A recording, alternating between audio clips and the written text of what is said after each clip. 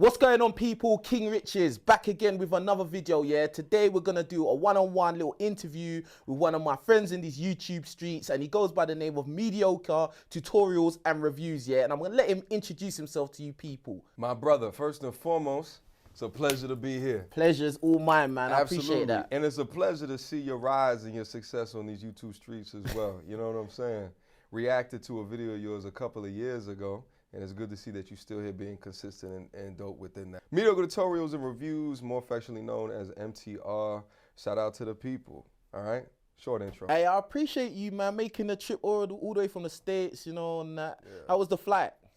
It was smooth. You know, I took the red eye to get over here, so I slept most of the way. I think it'll be more difficult going back because I'm taking that 2 p.m.-ish flight, you know what I mean? So hopefully I get to sleep on the way back. But to be honest with you, I definitely will come out here way more often, you know what I mean? Especially like in this content game, I guess doing single reactions, you know, you can get into a box, bro. You know what I mean? You kind of get within your own four walls, you can create and not see the light of day, you know, especially when you need to be exceptionally consistent with it.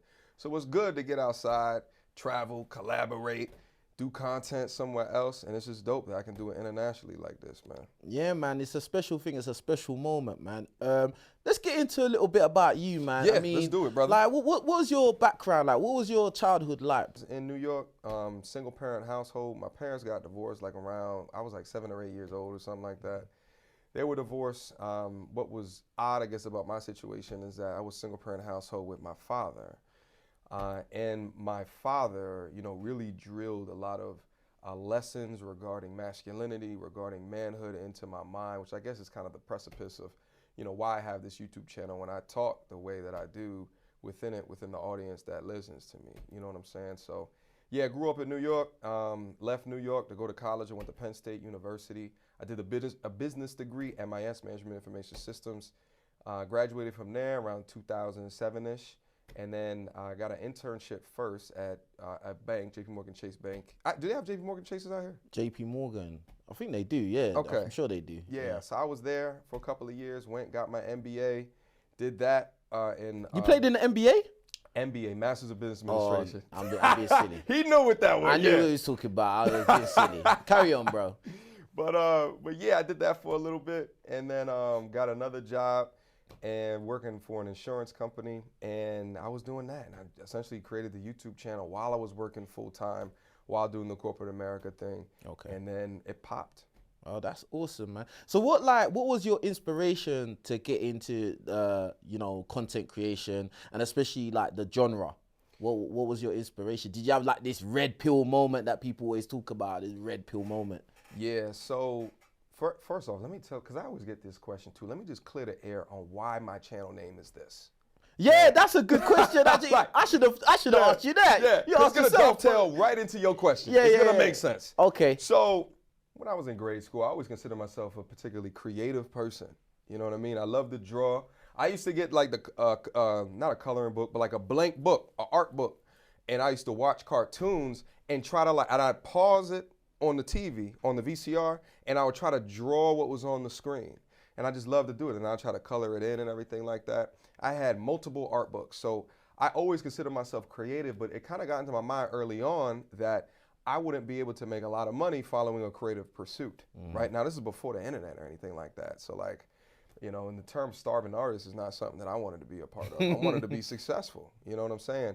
So I kind of put the right side of my brain to the side and started following a lot more left-brained activities, being, you know, analytical, math, da-da-da. And that's how I came across the business degree, and then eventually, you know, going to go get my master's in business administration, right? So when I got to like 30-ish years old, right, like I got to a stage in my career, and I was a step before becoming an executive at this company. I just got to a stage and I'm just like, is this it? You know, the 9 to 5, you know, the hamster wheel of life. You know, you got a couple of hobbies, like, and I started to like try different hobbies and shit like that, right? Like, bro, I had a drum set in my bedroom, and I would just YouTube how to become a drummer. I went and joined a gymnastics class just so I can learn how to do backflips and front flips and stuff like that. Like I consider myself a hobbyist because I was trying to find more purpose even outside of what it is I was doing. Now, I enjoyed what I was doing, but I wanted to find more about myself. And it's so funny because I get so many questions from young brothers like, yo, how did you figure out your purpose? I tried shit. I tried shit. I liked some shit. I didn't like other shit. I failed at some shit. I succeeded at some shit. But I tried it, right? So I was trying all of these different things. One of the things that I tried was I bought a camera. Bought a camera, and then I started doing photography. I had a photography business. Going out, taking photos of like engagement photos, event photos, da-da-da. And then while I was trying that, I was like, you know what? Let me just turn the camera around and just click the video, right? So I started to do that, and then eventually it began to pop a couple of years after that. But the reason why my channel name is Mediocre Tutorials and Reviews is because when I was a kid, I was good at being creative, but now I'm not, so I'm mediocre. Oh, wow. And then I was doing technology tutorials and then like viral video reviews. So mediocre tutorials and reviews. And I started in like 2017. Then, so the channel had a couple of iterations. So I was doing that type of stuff originally. And then back in 2018-ish, I switched over to cryptocurrency. And then in 2019, I came across a video from a very popular content creator by the name of Alpha Male Strategies. Came across it. And it was funny because I had one of my homegirls that was visiting me that weekend, and I saw a video that he created, and I was like, yo, let's just throw in a camera and just talk about the video. Yeah, I remember his early videos were pretty much just like camera phone type situation. Literally narrow, just that was it. It was the rubbing the hands, and that was it. Yeah, he's on YouTube, which is a horizontal video platform, and he's just recording horizontal. I'm gonna do my own thing, vertical, which is sacrilegious. You know what I'm saying? But I just reacted to that, and I woke up in the morning, and it was like 2,000 views on the video, and to go from getting tens of views to 2,000, I was like, what is this? So from then on, I began to understand that there was like, you know, relationship content on the internet, and I had no idea about it. And then I started to understand that the more that I like investigated it, I was like, oh, this is the way that I think. I've always thought this way. You know what I'm saying? So then I just kept on creating and being consistent with it, finding my own little pocket, my own little niche. And then that's all she wrote. It's crazy. It's crazy. Like for me, my journey in this YouTube thing, it's weird. Like, cause I was still in America. I was still in NC. I was still like doing my college football thing. I was in my last year, and I just bought. I didn't even buy a camera. I had an iPhone 4, right, an old iPhone, right, just hanging about. What year was this? This was the end of 2016. And you had an iPhone 4? No, but I had other phones. Don't play me, bruh. Come on, man. You trying to make me look bad. They wasn't paying you over there? Bruh, it was hard times, bro. It was hard times, bro. Like, I was a college athlete. All my college athletes, you know, it was a hard time. But so I had that phone there, and I just started recording. I was recording about something that happened on the news at that time, and just was like, you know, my own thoughts and that. Posted that. Then, you know, I didn't really have much else to do besides like football and stuff like that. So I was just recording like little videos and I was posting it. And then, you know, getting a little bit of momentum. And then, you know, you start doing your own research of other people. And then you start, you know, finding different niches and stuff like that. And then obviously at the time, I had a girlfriend who, you know, I was having trouble with, right? And I think it was a situation where I must have seen a video where somebody, I can't remember who it was, they must have said something that was like directly talking about the situation I was in, like directly. I think it was something to do with like, you know, when your girlfriend kind of just like gets complacent and she doesn't try anymore, you know? And it was that kind of situation. And then I did a video about it, that exact situation, and it got a load of views. Like, it got a lot of heat as well, but it got a load of views. And then I was just like, wow, like, I mean, I've had quite a few girlfriends in my life. I have an international experience as well. So let me talk about my experiences, and then it was like pretty much a snowball from there, like, do you know what I mean? And, you know, collaborating with other YouTubers that were around about the same size as me at the time. It was a good experience. And then like, you know, it was more or less just a hobby that, you know, has basically turned into a little bit more now, innit? Like, do you know what I mean? But yeah, man, it was good stuff, man. Can I ask you a question? What's your favorite thing about content creation? What's your least favorite thing about it? My favorite thing about it is being able to relate to people who I may not have ever been able to communicate with ever. So like just having that reach, like for my channel's quite, you know, half of my audience is like American, and then the rest is just like the rest of the world. Yeah. Like, do you know what I mean? And then like, you know, getting Instagram messages or comments underneath my videos from people around the world saying, oh my God, like, oh, you're that guy, like I've been thinking this, or I've been going through this. And like there's even one comment in particular I remember where a guy said, you're articulating or saying the things that I didn't know how to say it, and you said it, like facts. And it's like it kind of makes me feel like I'm helping people express themselves when they couldn't do it themselves. Facts. Like, do you know what I mean? And I find that to be quite fulfilling. Like, do you know what I mean? And also giving, you know, even when I talk about my L's and, you know, kind of the things that has gone wrong in my life, and been able to kind of talk about how I've overcome certain things, I realize there's some guys out there that they don't have no one to talk to, or they may be going through those exact same issues, and they may not see like there's a way out. So when they see me or maybe listen to me, they may see that, okay, there is a brighter side, there is light at the end of the tunnel type thing. Do you know what I mean? Because I come from a background of like, you know, social anxiety, depression, addictions, you know, kind of like street life type stuff. And so, you know, being able to come out the other side of it, I feel like I'm helping a lot of people. And, you know, when people, I'm sure a lot of people must come up to you and say, oh, MTR, watch your videos. Like, I get that a lot now. And it's just, it's a good feeling. The least thing I don't like is when you get unfair criticism. I'll be real with you. Like me personally, I've grown up a lot in the recent years, where I've kind of realized, you know, you have to take criticism on the chin. You know, it's not really that important if they're not paying your bills or it's not a loved one. I mean, why do you care what some random person in the dark, you know, is talking about? But before, I was kind of like a high-strung person. Like, do you know what I mean? Like, I didn't really like people getting at me. Do you know what I mean? I would always kind of like have an emotional reaction, but it's like I've kind of learned, you know, just it is what it is. You know, some people are not going to like you for no reason. That's just how life is. Do you get what I'm saying? So, but I think it was just like, it's not so much just criticism, but if it's unfair criticism, that's what I don't like, you know, and it's just like, oh, they don't like you, so they're just saying anything for no reason. Do you get what I'm saying? Just for money. Yeah, exactly. And some of them not making no money. They're just doing it for fun. Do you know what I mean? It's just like, what is your life about? Like, you know what I mean? Go read a book, bastard. Go read a book, bro. Go bounce a basketball somewhere, man. What's wrong with you, bro? Go get a girlfriend, bro. Do you know what I'm saying? Yeah, man. Especially a lot of times, it's like, a lot of times when I come across some of these people and I'm just like, bro, like you haven't done half the things I've done in my life, bro. Yeah.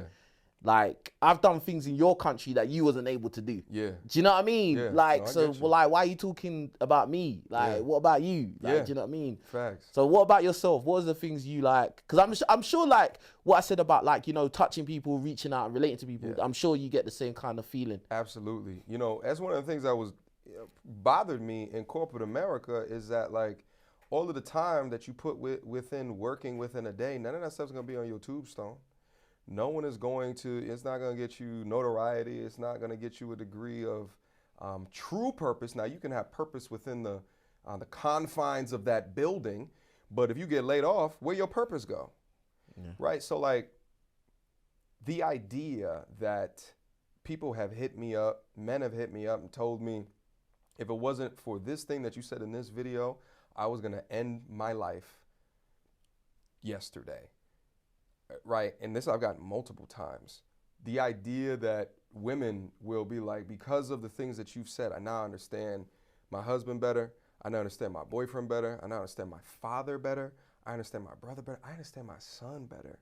These are women, you know? And, you know, I get unfair critiques and or criticism regarding the degree and level that I talk about women. So for having women to contact me, you know, it just, you know, oftentimes I often pin those comments because I think like it goes forward into continuing to change the narrative of the purpose of what it is that I'm doing or like what we are doing. So yeah, bro, there's a sense of purpose in there that I cannot explain. And you know, we were actually talking before we sat down kind of, you know, working within YouTube while burnt out and the consistency necessary. And the thing is like watching those comments come in, man, it helps get you out that burned out state. Like it helps push you forward. So yeah, I would say contributing to a conversation that these people that watch you would never have the opportunity to be able to see, and then they benefit and they get value from it. You know, especially like, you know, I feel like I've been in rooms with people where I was just like, damn, if there was a microphone in this room and we put this on the internet, right, it'd be so much value to people, so much value. So in my mind, I'm like, how do I take those conversations, right, and then put it out on the internet, right? So like, for example, I did like Big Brothers Big Sisters. I don't know if they have like mentorship organizations like that out here, but it's like an American thing. Yeah. But I used to do that, and we leave office, go out and essentially link up with like a first grader or something like that, and like be in the classroom with them for like an hour, 2 hours or something. Just communicate with them, be like a big brother to them. And I was doing that for a little while, and I was like, that's dope. But now I think about the amount of people that I can touch in that same hour and 2 hours just by creating and posting a video. So negative, that burnt out feeling. I think, to me, the negative comments, I'm so sick now that like the negative comments make me smile. I feel like you got to put yourself in a weird ass mental space to be a public figure or to be on YouTube or something. I literally, when I see negative comments now, it's like recently, if I don't just ignore it, I'll just put God bless you. I literally put God bless right? you. Yeah, no, you better than me. I just look at them and be like, because they're thinking about you. That's the thing at the end of the day. This is like, what I don't want you to do is to ignore me. That's the worst thing. Yeah. I don't want you to do that. Nah, but I'll be like, thanks for the engagement, bro. I appreciate it, bro. That's really it. That's really it. Mm-hmm. And then I think about like other public figures who you just like, they always saying dumb stuff, but they're still there. And how do you know that they're saying dumb things that you consider to be dumb stuff? So they still living in your head. So I think in my mind, I separate it out. And also too, I know that they're talking about my online image and or persona, and they don't know me as a person. Yeah. You know what I mean? Yeah. They don't know me as a person. So, but yeah, I would say the negative is working through that burnt out space in a period, because this grind, man, it's like a level of consistency. Like normal jobs, like you could take vacation days, you could take sick days, you could take mental health days. Man, but even the fact you have a guaranteed weekend. Yeah, that you still get paid for. Yeah. You don't kill, you don't eat. Yeah, it's literally that. Yeah. Literally that. And I think, have you noticed that like a lot of times you may bump in, even if it's like friends or just like people you might meet out there, and they think, oh, you do YouTube, it must be fun, like, and just jokes and must be nice. Nah, it ain't like that, bro. It's work. I'm way more stressed now than when I worked that corporate job. Yeah. Way more stressed. Always thinking about your videos, always thinking. Always. Like, Wake up in the middle of the night like, oh shit. Let me write that idea down. Then wake up a couple hours later and it was just like a shit idea. Like, this trash. Nah, the worst is like, I used to have the same thing, but I never used to write them down. I think, nah. It would just come to me and I think, I'll remember it. Then it's gone. And you're just like, oh, that's annoying. Let me ask you about like relationships, because obviously we talk about dating relationships. So what's your history been like? Has it been rocky, smooth, like up and down, roller coaster business? Yeah, so right now I'm single, just moved into a new city, so I'm exploring, having fun and exploring. I can imagine. Oh, brother. I can imagine. Oh, brother. Oh, they don't know about the channel, though. You know what I'm saying? Like, I don't really, you know what I'm saying? Don't never lead with that. Never. They ask me what I do for work.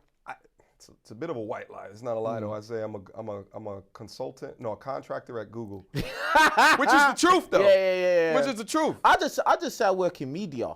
But they gonna ask more questions on that. I just say I can't really talk about it. You can't really talk about it. Nah, I just work in media, man. They'll be like, he a dope boy, he a scammer. They probably think that anyway. I don't care. It's whatever. It's whatever. But so I've been single. So I had a relationship. My last relationship where I was like, that's my girlfriend, and she was like, that's my boyfriend, was college. So a fairly decently long time ago. And then since then, I just been, single. Playboy. Situationships. Yeah. Just enjoying life, and because for me, I think like there's some dudes that get into relationships, and then they get out of relationship, they get back in relationship. I feel like you get in a relationship because you're vetting her for marriage. Okay. And if I know I'm not ready for marriage, or if I'm not going to get married, why get in a relationship? Just go from, So are you selling dreams out there though? That's what I want to know. No, I don't lie. Are you sure? I promise you. So when you meet a girl, you're like, okay, look, this is only going to be for the duration of 3 months, No, I don't. Once the 3 months is up. Huh? I don't put a duration. How do you do it? We want to know. Yeah, I mean, I say that, this is where I'm at in life right now. And if marriage is your goal, right, and this is where within a certain time frame, understand that this is not what's on my mind currently. And what I find is that you get a component of them that'll drop off, and that's fine. Yeah. And then you get a component of them that, just want to stick around, hang around for a little bit. Some of them try to change you. Has any of these girls like, put in their bid to try and change your mindset? Like, Yeah, for sure.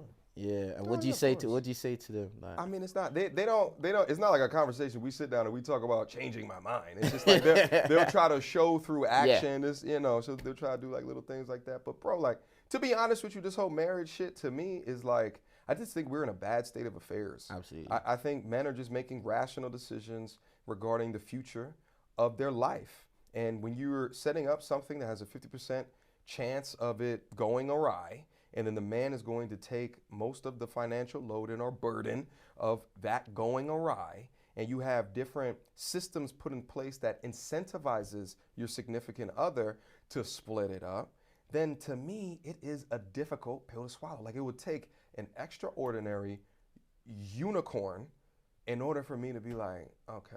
And even still then, it would be like a magnificently sewn shut prenup. From two different lawyers. Tight. Yeah, man. But at the same time, though, I'm also pro-family, pro-nuclear family, and I also tell women to marry before you carry. Absolutely. So, which is kind of like a contradictory statement. You telling the women to marry before you carry, but then I'm also telling the men, I don't know if it's a good deal, bruh. But I'm just trying to make a rational decision. But women should be making a rational decision as well. But my thing is that what women are trying their goddamn hardest to be of marriage of material. So we just did a conversation last night, and the young lady was talking about that all her friends is doing hot girl summers and shit like this. And they keep on going with the wrong guys and then going back to her, asking her, how do I get in a good relationship? Baby girl, stop choosing on the wrong guys. Yeah, I mean, like, it's the same thing on the podcast. Like, literally, I have the same conversation with these girls every single show, bruh. And it's like every single one of them thinks they're doing something unique and different, they special, and they can change a guy and blah, blah, blah. And it's just like, bruh, it's the same story, it's the same script, bruh, same motherboard. Motherboard. You know what I'm saying? Right. Like, so it's just so weird. But like, again, like, I agree with you. I think like the whole idea of marriage is just, it's just too much of a gamble these days. Like, and it's, the thing is, it's like, you would think, oh yeah, the older women understand it and are teaching the younger women, but they actually not. They're actually competing for the same guys. Yeah. Do you get what I'm saying? So it's just mad. Or just not telling them what they've learned because they're embarrassed on the decisions that they made. You know what I'm saying? Like, I talk about on my channel about all the single ass aunties at picnics and stuff like that. That's a real thing. Yeah, now they're trying to make it be, oh yeah, the single cool auntie that's rich, and it's just like, bro, no, she's miserable, bro. She cries herself to sleep every night using her tears as lubricant. I mean, bro, to be honest, do you know what one thing I like about you? Because you don't have no sympathy, and nor do I, bro. I don't care. I'll say, I look in the, listen, I'll have a bag of girls on my show, or women or whatever. I don't care if they're old women as well. I don't care. And I'll look in their eyes, bro. In their eyes. I don't care. I have no sympathy. You know why? Because no one has sympathy for us. Nobody. That's bro. it. And it hasn't been sympathy since TV has been on air. They haven't had sympathy at all. And it's so crazy when you start bringing out all of the little media things that they do, right? Like, hashtag body positivity. Oh, what is he, 5'6"? Bitch. So it's only body positivity when it refers to women? We talking about the Maury Show shit last night, how they boo all of the guys. You testing 6 guys? You gonna boo all of the guys. But when none of them are the father, Maury gonna go over to her and console her and for she being runs a thought. off. Like what? It's the nerve. Even on dating apps today. Man, there's a box there to check for your height, but there's no box to check for your weight. What's up with that? Or your body count. Or the body count. Put that shit up out there. Yeah, man. Have you ever been prolific on dating apps? Have you ever like? I've done a little damage on that. Like, yeah. What's your app of choice, bro? I like Hinge. I don't know. I feel like Hinge is alright. I like Hinge. Oh, they got Hinge out here. Yeah, yeah. Come on, we got everything. Hey, this ain't a third world country, don't have bro. everything. Things listen, for all my Americans watching, is there Popeyes out here? UK is not a third world country. We have Popeyes, we have Wingstop. Guys, you guys barely have. We got McDonald's, bruh. Nah, son, you guys barely have hookah lounges. No, we got America. Where? Bro, you gotta know where the spot's at, bro. Come on, man. You just been here 5 minutes. It's okay, bro. Yeah, no, you right. All right, well, you gotta show me around there, brother. What's the man. hold up? Yeah, man. Listen. We gotta do them. I don't even mad go. things then. No, but you know what? Like, I'll be real. Since like we've really been pushing hard on this channel with the business and shit. I don't even go out, bro. Yeah. I don't really have a good time like That's that. what it takes, bro. Literally stay in, sleep, bro. Eat, come back, Get rinse, ready. repeat. That's what it takes, though. Yeah. That's what it takes to be successful. It's crazy the amount of people that hit me up asking for YouTube tips. You know, what's something that I'm gonna say this real quick. What actually I don't like about being, kind of known for this stuff is that, it's dope when people recognize me. Yeah. But when people recognize me and they just come up with ideas, and I'm just like, ideas? I don't want to hear ideas. I want to see what you executed on. Yeah. Show me what you created.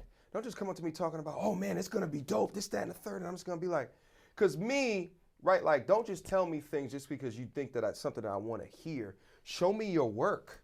Show me your results. Cause then that's when I earn respect.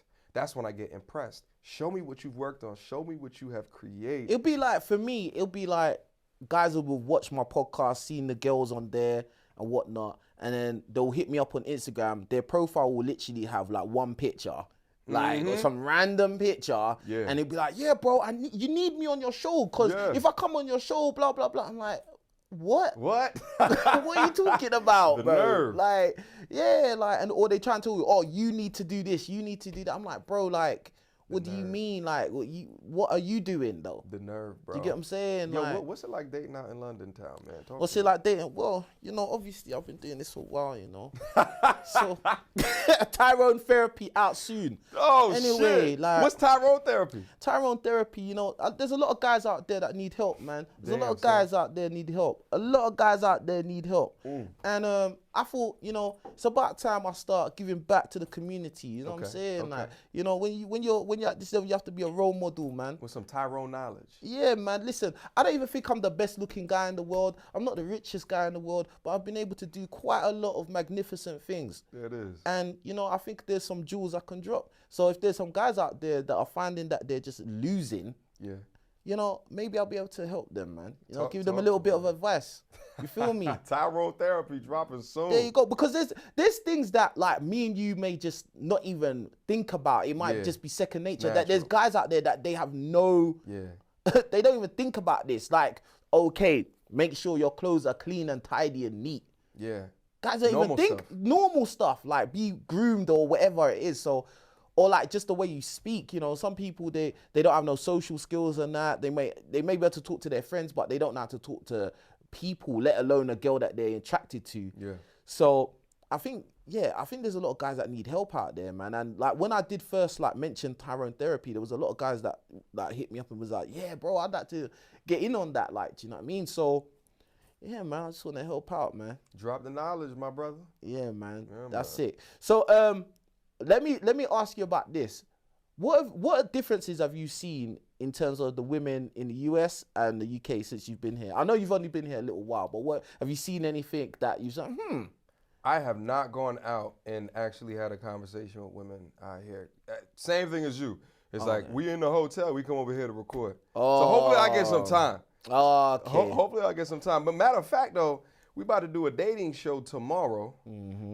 So maybe I'll Great get some, plug. Yeah, great plug. Great We're gonna plug. do some dating shows. So they're gonna do so Melanie King's gonna do one today, and then I'm gonna do mine tomorrow. So it's gonna give me an opportunity to meet someone. Get active. Get active out here. But now, what I will say though is of the couple of women that there's a couple of women that's been around here in the studio. They all seem really nice and really pleasant. You know what I mean? I don't know if it's just the accent. And I got to step beyond the accent. Mesmerizing you. Hell Yeah, the hell accent yeah. is different. It's like, okay, like I'm listening to what she's saying, but it's so nice and pleasant while she's saying it. You know You're what I mean? listening but not registering. You're just listening to her voice kind of thing. Yeah, I don't know the red flags yet with the way that they speak to me. Oh man. You know, I gotta bro, get in there's there. ratchet is everywhere, bro. Your ratchet is universal, bro. Well, it's not around this Female building. nature is universal too, bro. Yeah. You feel me? Yeah, the ratchet's not around this building. No, Pearl was trying to convince us that it was the hood around here. Nah. It's nice in here. Yeah, it's nice out here. But dating in the UK, I mean, bruh, like it's the same motivators. Women have the same motivators. They want to be with Chad or Tyrone, or, you know, depending on which demographic of women you're talking about, some will be more inclined to want to date, like, let's say, criminals, you know what I mean? And then, you know, most women want the same thing. They want a good looking guy with money. Do you get what I'm saying? That's like the bad guy that they can tame. Yeah, and then, you know, nice guys usually finish lost. Female, you know? Female nature, my brother. You just was, I thought the UK was different. Well, it's not. Hey, man, female nature is female nature, my brother. Have you dated outside of the West? So when I go on excursions, when I like travel, usually at some point in the trip, I have like a travel girlfriend. Okay. Like at some point in the trip. Travel like girlfriend, they got the title, yeah, okay. It might be a little situation, you know what I mean? But what I will say though is that as I've traveled, right, like that's why I tell the dudes who watch me on my channel is like, get out of your block, get out of your neighborhood, get out of your city, get out of your state, get out of your country, and go abroad. Yeah. You do not own the block that you live on. The government and the bank owns it. Get out of there. Get out of there and go see something else. I think the greatest appreciations that I've had for life is stepping outside of what I'm used to and getting uncomfortable and just throwing myself into situations with people that I am nothing like in order to understand what the world is actually like. It just helps you gain a dope ass perspective. Oh, and at the same time, you meet different women, you know, within those same geographies. Like when I've been to, I was in Germany. Germany, like an hour flight from here, right? Yeah, that's light work, bro. Dog, Germany, they love a thug.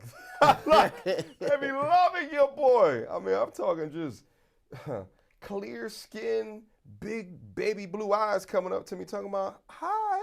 Yeah, like that. Damn, bro. Yo, listen, man. And I've been to Thailand as well. We need to do you know what we need to do? We need to do like some special vlog one day, bro. Let's do it. Let's go on the street. We just got like, a European vlog, bro. Oh, like just go from like country to country? Yeah, bro, I'm with it, bro. That's what I'm talking about. You been to Thailand? Have you been to the East? Nah. Oh, but that they're not really. They're not really my flavor like that. Oh, they too small for you. They're too small. You man. like a little meat on your. I need something to hold on. I'm a big dude, you know. Now you gotta go to the Philippines because you know they mix with Spanish. Oh, okay. Yeah, they thick in the Philippines. Oh, okay, all right. Yeah, I can't do the. Nah. Don't go to Thailand then. Yeah, that ain't for me, bro. Go to the Philippines though. Yeah. I'll be watching vlogs on YouTube of these guys going out there. Someone like, nah. That's Yeah, not they got cake in the Philippines. They got cake. Oh, they got buns. Yeah. Oh, they got the buns, okay. bro. Shout out to the Spanish invading them 500 years ago. Shout out to the Spanish. Shout out. That's funny, man. But yeah, man. But I would say for my opinion of the travel thing, I agree with you. Do you support the passport bros? Yeah. If you're not winning where you're at, go somewhere else where you can win. Oh, bruh, listen. At the end of the day, again, there's always this kind of mindset that we have to shame men for their preferences or shame men for wanting to be happy, bruh. At the end of the day, do whatever I always say this, live your movie. I always say that. Like every single video, because it's real. At the end of the day, I look at life like this, yeah? You have one life, there's no resets, no respawn. This ain't Call of Duty, bro. Like, you know what I mean? Why am I going to narrow my own life or range or, you know, keep myself down to appease people that don't care about me anyway? Do you get what I'm saying? It means nothing. It makes no sense. Like, do you know what I mean? So, like, if you are a guy that, you know, in your environment, you know, the women are looking down at you, or maybe the women have some weird, like, mindset towards guys and it doesn't work for you, go somewhere where you can win. That's it. Dog, if I walk into a room and I don't like the energy, I'm leaving the room. Yeah. Shit, why not? See, the women that are shaming the passport bros, none of these chicks are going to be at these guys' funeral wishing them well off into the afterlife. So who gives a shit? Go do whatever makes you feel absolutely tremendous within your life. And if you got to go abroad to do that, then go on ahead, my brother. I support the passport bros. I mean, obviously, the whole travel thing is dangerous. Like, because obviously, like, when I came over to America for college football, I went on my own. Do you get what I'm saying? I'd been to America once because I got family in the States. But they sick and tell me it was all on my own. Like, I didn't know anyone. Basically, just dropping me in the ocean. Like, do you get what I'm saying? And it is character building. Yeah. Like, do you know what I mean? It really develops a certain level of independence. And now, like, I could go to another country and I know how it feels to be on your own, like, Yeah. you know, getting your bearings kind of thing. Yeah. And it does make you, I believe traveling makes you a better person. I think not enough people travel. A lot of people are kind of pigeonhole themselves Yeah. and believe that the block is the whole world. Because before I went to America, that's how I thought. Yeah. I remember when my brother first moved to the States, he was telling me, you need to, and this was like the times where I would have gone to high school. He was like, oh yeah, you need to come over, you need to come over, you need to come over. And I was just like, nah, man, I don't want to come up, because I was still in my street like Yeah. crap phase. He was like, nah, man, I've got my friends here. I got girls that like me here. I don't want to go anywhere. But now I regret that, because I would have probably fast tracked what we're doing now. It could have been like 5 years ago, like, do you know what I Facts. mean? So I think traveling is really important for everyone, and it's not just about girls. I just think to be a more well-rounded person, because, you know, if you just stay where you've grown up and everybody is the same, you don't grow. Yeah. Do you get what I'm saying? It's less likely. You can accelerate your growth by going elsewhere and experiencing a lot of it's like it's anything else. You accelerate your growth by taking classes that no one else would ever take before. You accelerate your growth by applying to jobs and seeing. Right, like I remember, like I took a trip out to Montreal randomly, like, you know, just random. I remember just like sitting in a park in Montreal, and I'm just watching people walk in the park in Montreal. I'm thinking to myself, all of the issues that I have at home in the States, all of the things that ail me, you know, that wake me up in the middle. These people walking in this park don't give a ish about any of that stuff at all. And then in my mind, I'm thinking, why do those things in the States even bother me to begin with? Because the world doesn't care. Yeah. So why am I gonna allow myself to be, you know, feel bad about something over here that really don't matter shit don't matter at the end of the day. Now, I go over to Thailand, and I took like a boat in the river, and I'm watching young boys fishing in this dirty ass like riverfront. They're fishing, and they're catching the fish, and they happen. I'm thinking to myself, I don't have to worry about food, and they're catching their food in modern times. And that's their life. That's the reality. It's wild. And I'm over here worried about some dumbass book. It just blows your mind when you can experience more. I'm gonna ask you a question though. Go on. Andrew Tate, What's guilty or up? innocent? I don't know. I wasn't there, so I don't know. That's a good answer. I know, that's a great answer. I should be a politician All right. So with my outside gold teeth. so outside of logic, what do you feel like? What I feel like, I don't think he's guilty because, bro, he's at a level where, why would you need to do stuff like that? Do you get what I'm saying? Like, why would, and you got to understand, he's made a lot of enemies, bro. There's a lot of people that will go out of their way to find a way to destroy the man. Do you get what I'm saying? And like, even with my small channel, right, I've encountered people that have gone out their way. They're not getting any money, but they'll go out of their way to do their own little weird investigation and try to piece together and then come out with like illogical claims and stuff like that. And it's just like, if people could do that to me with my small channel, the most Googled guy on the internet, It's to another level. and then he's relaying a certain type of rhetoric that goes against what society deems to be, you know, good, like, you know, empower women and, you know, kick men down, kind of thing. Like, do you know what I mean? Not to say I agree with every single thing the man says, like, because I can't agree with everything anyone says. Right. Do you get what I'm saying? But when it comes to like the self-improvement of men and trying to, you know, a lot of guys do need a kick up the backside to get them going. And I think he does it in a very brass way, but it's needed. A lot of guys do need that. And that's why so many guys respond to it. Do you get what I'm saying? Yeah. Now, again, he said some things that are wild and some things may have been taken out of context and stuff like that. But I think that he has motivated a lot of guys worldwide to do better and make something of their lives. Now, him in his personal life, I wasn't there. I don't know. Do you get what I'm saying? Like, I can only speculate. But I just think when a man is in a position of power and influence and money, you have a lot of enemies in higher places. Facts. Do you get what I'm saying? So that's just my take on it. What do you think? Yeah, I mean, it's similar to yours. Logically, I wasn't there. I don't know. But the way that I feel is that they're gonna get him on tax issues, but I feel like he didn't do the essay stuff. I don't think that he did the R stuff. I don't think that because I just don't see why he would need to when, you know, he's You're been living that filthy life. rich for how long, and these girls would, you know what I'm saying? So, and also too, he's obviously a super smart guy, and a super smart guy is not going to be doing these things and then make himself the most Googleable man on the face of this earth. So just based on those things alone, I feel like he didn't do those things. However, when I looked at some of the videos that he created previously, and It was damaging. it's super damaging because he was self-snitching of tax implications, right? Like he talked about moving to certain countries because of the policing or tax situations. He talked about you using cryptocurrency. He talked about these things, right? He's got it on wax. Now, you know, hopefully, you know, if it's not true, then he can show some different evidences to prove that it's not, and that he was playing a character for his online courses or what have you. But yeah, I don't logically, I don't know. You know, we gotta wait. If they do a trial, I hope that it's public. Oh yeah, they'll have to make that public. I reckon They probably won't though. No? I doubt that they will. Hey, listen. 'Cause if they do, we're gonna be doing live reactions on King Rich's channel. Early. Live reactions on Mediocre We got Tutorials collab. and Reviews channel. Yeah. Active. Active. We getting active. Come on, man. Come on. Yeah, of course. Yo, yeah, we gotta cover that.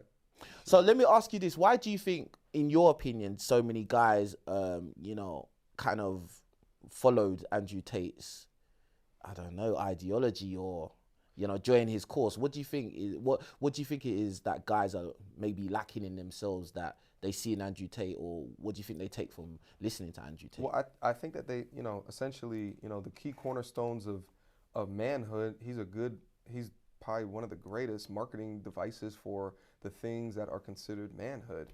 You know, big, strong fighter, a lot of money, a lot of girls, right? Like with a lot of status, a lot of power. So he's had all those things, and it's verified. It's not like he's not fake guruing those components within his life.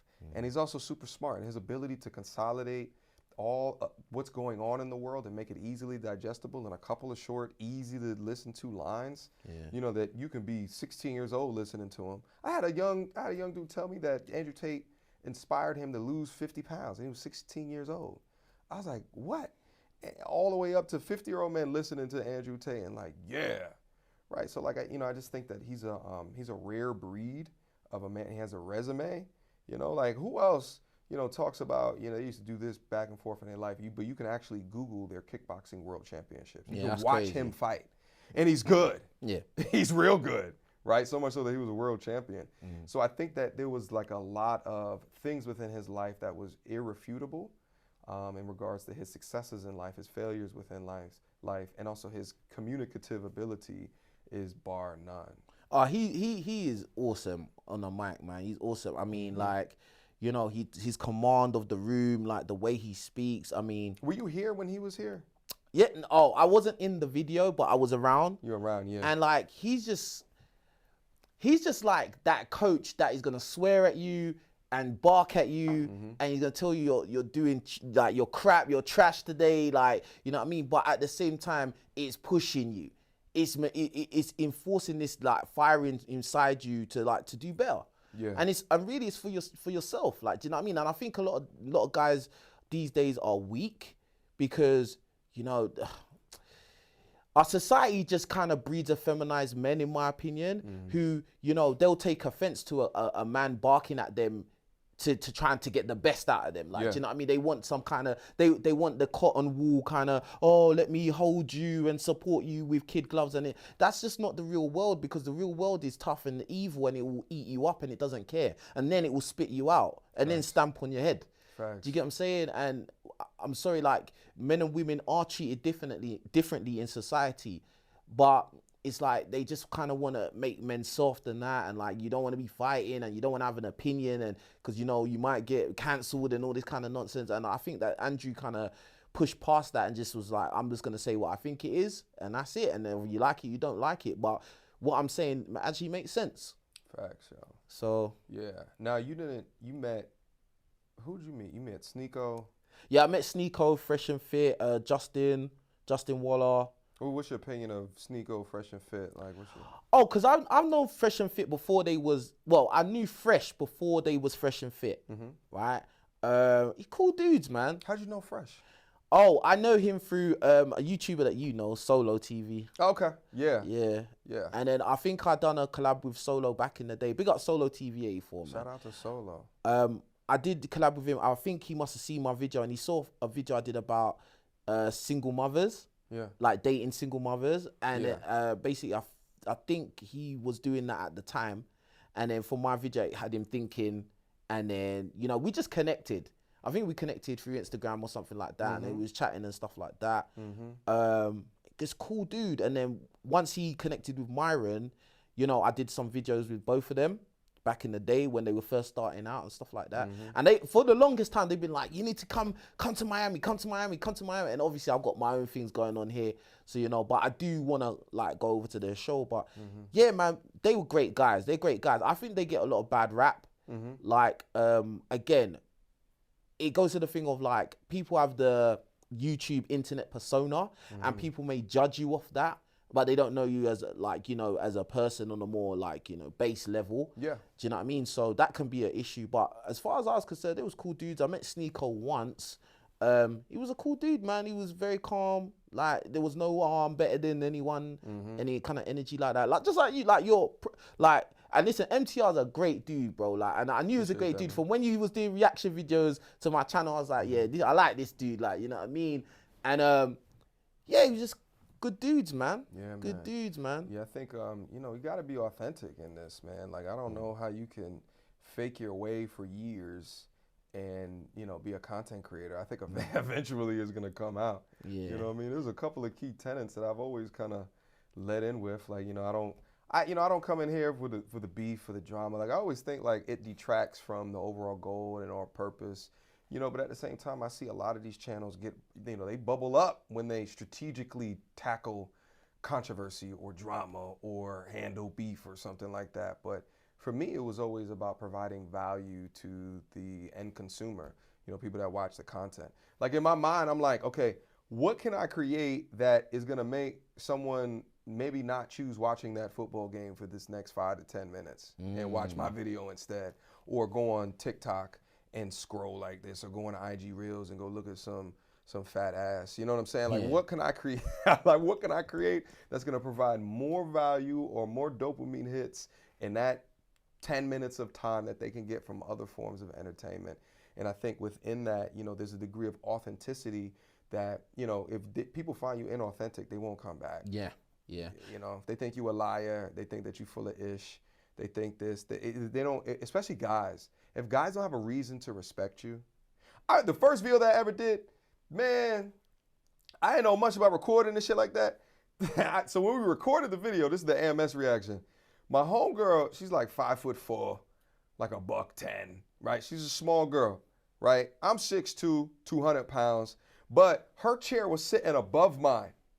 So on the camera, I looked like a pipsqueak, and she looked like taller than me. She looked bigger than me because it was just like up here, you could see like, you know, up to her waist and shit like that. And it's funny is that like, you know, there's a lot of women. We give women a lot of flack for height shaming and shit like that. Man, you know how many comments I got from guys calling me a small, frail bitch? Wow. Like, the guys were body shaming me. Damn, I'm like, bruh. God damn, these motherfuckers know I'm more than likely bigger than them. Yeah. But they body shaming me down in the comments, bro. You know what I mean? I'm That's like, crazy. Do you know I get that as well? Like sometimes when I meet people, oh, King Richez, bro, like you're bigger than I thought. I was like, well, what did you think I was, bro? Like, yeah. I don't know. This camera be making man look small, bro. I Yeah, don't know bro. why, bro. Yeah, That's why a lot of people do reaction videos talking crap because they think man's a They pipsqueak. think- It ain't that, bro. your King Richez is small though. You give the brother down. He's Hey. like, God damn, I gotta go in the gym real quick. Hold on. That's what I'm saying, man. Yeah, you got Trust that me. football, that old man football strength. Come on, man. Come on, man. Trust me. Let me ask you a question because we talked about Andrew Tate was here, Brittany Renner was here. That's right. And you've done a lot of reactions. I've done reactions to her back in the day as well. Brittany's And made me a actually lot of money. Yeah, Brittany, Brittany's made us some Brittany, money girl. still. Yeah. I love you, girl. Come here. Keep doing your thing. Come here. Keep doing your thing. Keep being delusional, girl. Oh, make me so much money, Brittany. Come on. Come on. I love you, girl. Dog, she's supposed to be coming out with a podcast. Yeah. Where, does she need funding? I will give you some angel funding, Brittany. Come on. Come on, girl. Keep going. Nah, Keep on being ridiculous. She's an interesting character, man. I mean, she's in the epiphany stage right now, and do you get what I'm saying? Which is good. Like, that's good. Like, you know, it would have been better probably 10 years earlier, but you know, we have to get there sometime. You know, what's your opinion? But Andrew helped her get there. Oh yeah, absolutely. Did bro. you see that? Like, I did I was traveling at that time, so I couldn't do a live stream on it at the time. But to watch Andrew talk about all of these things that are really specific and truly within her life, as she sat there and just had to listen. And that's the thing, is that, like, you know, because I think, like, you know, when Kevin Samuels would say it, when like all these other people would say it, but Kevin would do it with women and talk to women regarding the situations. Really, if Andrew's talking general, but the points are specific towards her, there's really nothing that you can combat against unless you come through with more logical points. But a lot of these women are beginning really to understand that they just feel their way through these conversations. They feel their way through irrationality. And until you can point a finger out and be like, no, that's your feelings, that's your my truth bullshit, that's actually not what the data says. Then their minds is just blown, yo. It was crazy watching her reaction as he was talking. It was crazy. But the thing is with like that kind of situation, I feel like the only time a woman of Brittany Renner's ilk will listen is if it's a guy of Andrew Tate's ilk saying it. If it's not a guy of that level, they ain't listening. They don't care. It's like the women that come on my podcast or the girls that come on my podcast. Yeah, for the moment, it might sink in for that moment. Yeah. As soon as I go out that door, it's back to regular scheduled programming. Facts. You feel me? Like, Facts. it's back to picking bad boys, or I had a toxic ex and I was with him how long? 5 years, 8 years. It's just the same thing, because the society, it kind of just encourages like bad behavior at the end of the day. And, you know, if everything goes wrong, if it all goes tits up, oh, it's the man's fault. You know, and then you know, we always, yeah. And then we come back with the rhetoric, and then we come back with the truth of like, yo, like most of you women, you complain, oh, all guys are like this, but you only pick a small percentage of guys. You're all picking the same guys. Yeah. Do you get what I'm saying? And I've been that guy many times, bro. Do you get what I'm saying? But like, Tyrone Therapy coming soon. Tyrone Therapy coming soon. Shameless plug, man. Time. Come on, man. You guys need some help out there, man. You might not get to this level, but you might win a few matches, bro. You won't get the championship. You just get a few matches, bro. But anyway, so yo, what's your thoughts on Kevin Samuels? Kevin Samuels, bro, pioneer, bro.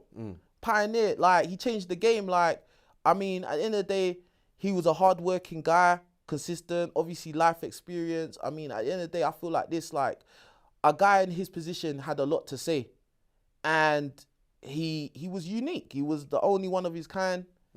And you know, it's just sad that like he passed. Like, I just remember when I heard the news, I was just like, it was like this can't be real, bro. Like, I was watching him yesterday, type shit. Like, you know what I'm saying? So it's just like, and like, you know, his following was worldwide. It wasn't even just America. It was worldwide. Like, do you know what I mean? So it was tragic, bro. It was tragic what happened and stuff like that. And man, he's got his legacy's there, bro. Do you get what I'm saying? It's gonna continue to be there. Yeah, I actually talked to him the night before. Oh, that's crazy. Yeah, because like we would talk like damn near every day. Yeah. You know what I mean? And I talked to him the night before, and it's just so crazy, man. It's just like he sounded normal, you know, like there was nothing out of the ordinary. And then, you know, that next day, for me to call his phone after everyone was like, you know, because I saw the like news articles started to come out that something had happened to him, and then when he's not picking up his phone, man, like that weird pit in the bottom of your stomach. You know what I'm saying? Like, okay, is this a game? Like, you know, is he, you know, disappeared for a little while and then he's gonna pop up on live stream or something like that? But man, it's just, you know, there's been a couple times in my life where I'm talking to someone one day and the next day they're no longer here with us. That one hurt though, bro. That one hurt. That one hurt, man. And he had so many ideas going into the future of how he's gonna continue on changing the game.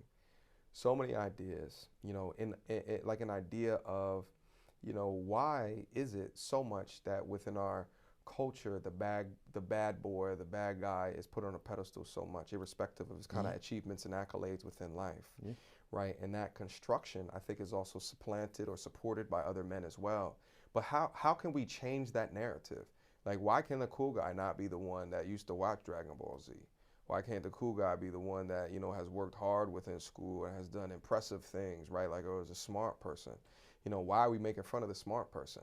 What other culture makes fun of the smart kid? Yeah, no other culture. What other it's culture? So, you know, that's so crazy because, like, obviously, I come from Southeast London, yeah, and I come from like the kind of place where people carry weapons. Like boys are carrying weapons from young age. You know, things happen. People get hurt. People get deleted. Like, do you get what I'm saying? Bruh, it's once I got out of that, it was pretty much when I got to America and I realized that it's all a lie. This whole idea, especially in our community, of this bad boy trying to live up to this stereotype, which is a stereotype that we try to live out, or we're looking at these music videos and we're trying to live out these music videos, whereas other communities can watch it and realize it's just entertainment. Ha ha ha, go to the concert, jump up and down, leave, go home, go to work. Whereas we want to live this idea. Like, it's a very, very insidious like form of social engineering that we actually support ourselves. Do you get what I'm saying? And what's the worst part about it is, like, you know, in terms of dating and relationships, you know, it just completely messes up everything, because if the women in our community, they don't have good fathers, they come from single parent or single mother households, so they don't know what a legitimate functional relationship looks like, legitimate functional family looks like. They look at the media, they look at what is popular, is obviously the bad boy. They gravitate to that. Then they go through the ringer and carousel of dating these kind of guys. They pick up mental, physical baggage, you know, pick up maybe a kid at 17 or 16 or 15 or something like that. They've already put a glass ceiling over their potential in life. And then they've picked up bad habits along the way.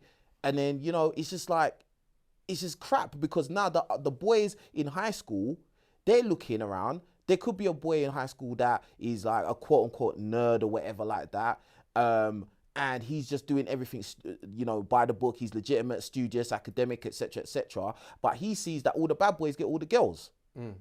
So he want to be like them. So and to be honest with you, I think it's more dangerous for a suburban kid to try to mimic the urban shit than an urban kid live in the urban, because the urban kid watches right? Like, it's like, you know, people who never been in a fight before are always quick to like try to fight. But like martial artists respect fights and understand that sometimes your best option is to run away. Hell yeah. But a suburban kid doesn't really understand the things that they're doing and the potential repercussions the way that an urban, right? Like when he tries to follow the urban shit, unlike an urban kid who kind of sees the destruction around him and might make different choices because they seen their uncle die, right? Like they seen their friend get locked up. This, that, you understand what I'm saying? So like, man, it's insidious, it's crazy, but the thing is like, it's not going to change unless the people within it try to change it. Yeah. And that's one of the things I used to talk with Kevin all the time about, is how we can make that shift, how we can take the power from centralized media, have it decentralized within YouTube, and kind of proliferate it forward to begin to try to change the culture from the inside out. Absolutely. And he was such a visionary with it. He was so talented at what he was doing, that, you know, I thought it was gonna go to the. And he had the perfect image as well. Perfect like image. You know, yeah, it's sad, man. It's sad, bro. Like, and like again, what you said was so right, because I remember one of my friends. I'm not gonna say his name, but one of my friends growing up, we used to go underage to parties, right, to clubs, right, in the other side of London. This is like probably age 14, right. That same club I went to, right, I got stabbed, right. But I was, to be honest with you, I kind of understood the workings of what I was dealing with. Like, my other friend, he's that type of kid that was suburban. He never was down with anything. He just wanted a good time and get girls, right? He must have gone on another night and he got stabbed like 9 times. Oh, shit. And like, he was messed up. And this was a boy that he wasn't into any of that kind of stuff. Like, do you get what I'm saying? Another example, He's still living 9 times? Yeah. But he was messed up for a long time. Like, he was in hospital for ages. Like, another incident was it was so petty. When I look back at it, it's so petty. We used to like rob people, right? And I'm not going on like I'm some super thug. I wasn't the worst, like, bro, I was not the worst guy out there. Like, do you know what I mean? But I did some things out there. So we used to rob people, right? And it would be like basically daylight robbery. Like for instance, you could walk in with your phone, snatch your phone, kind of crap like that. So there was one instance where some of the boys, they're not really onto it like that, but they seen that some of us had got this little bit of short-term reward from it. They done it. The boys that they robbed called the police. Police were just around the corner. That was it. Bully van come, took them. They went prison that same day. Damn. Same day. These are boys that are not even about that life at all. They went prison that same day. And I think it was from that day I was just like, yo, like, nah, there's something wrong. But I wasn't fully unplugged yet. I was still in it. Like, do you know what I mean? I still thought it was fun. Correct. Do you get what I'm saying? But it was just like when I look back, because obviously hindsight's 2020, when I look back and I'm like, bro, like some people's lives would just change forever, bro. And it didn't need to go like that. Like, do you know what I mean? And I understand even the ones that were in that life, it's all a lie. Do you get what I'm saying? It's actually a lie. Big lie. Like most of these boys, they got a talent. Maybe they might not be like academic in the strict sense, but some of them are smart in real life, and they could do something more productive with their life and have a more productive outcome. But because they haven't seen anything different, they just think this is life, and then they just spoil any kind of like, any kind of like good life they could have had in the future. Do you get what I'm saying? We are all products of our environment. We're all products of the information in our environment. Hopefully it's passed to you by good family members.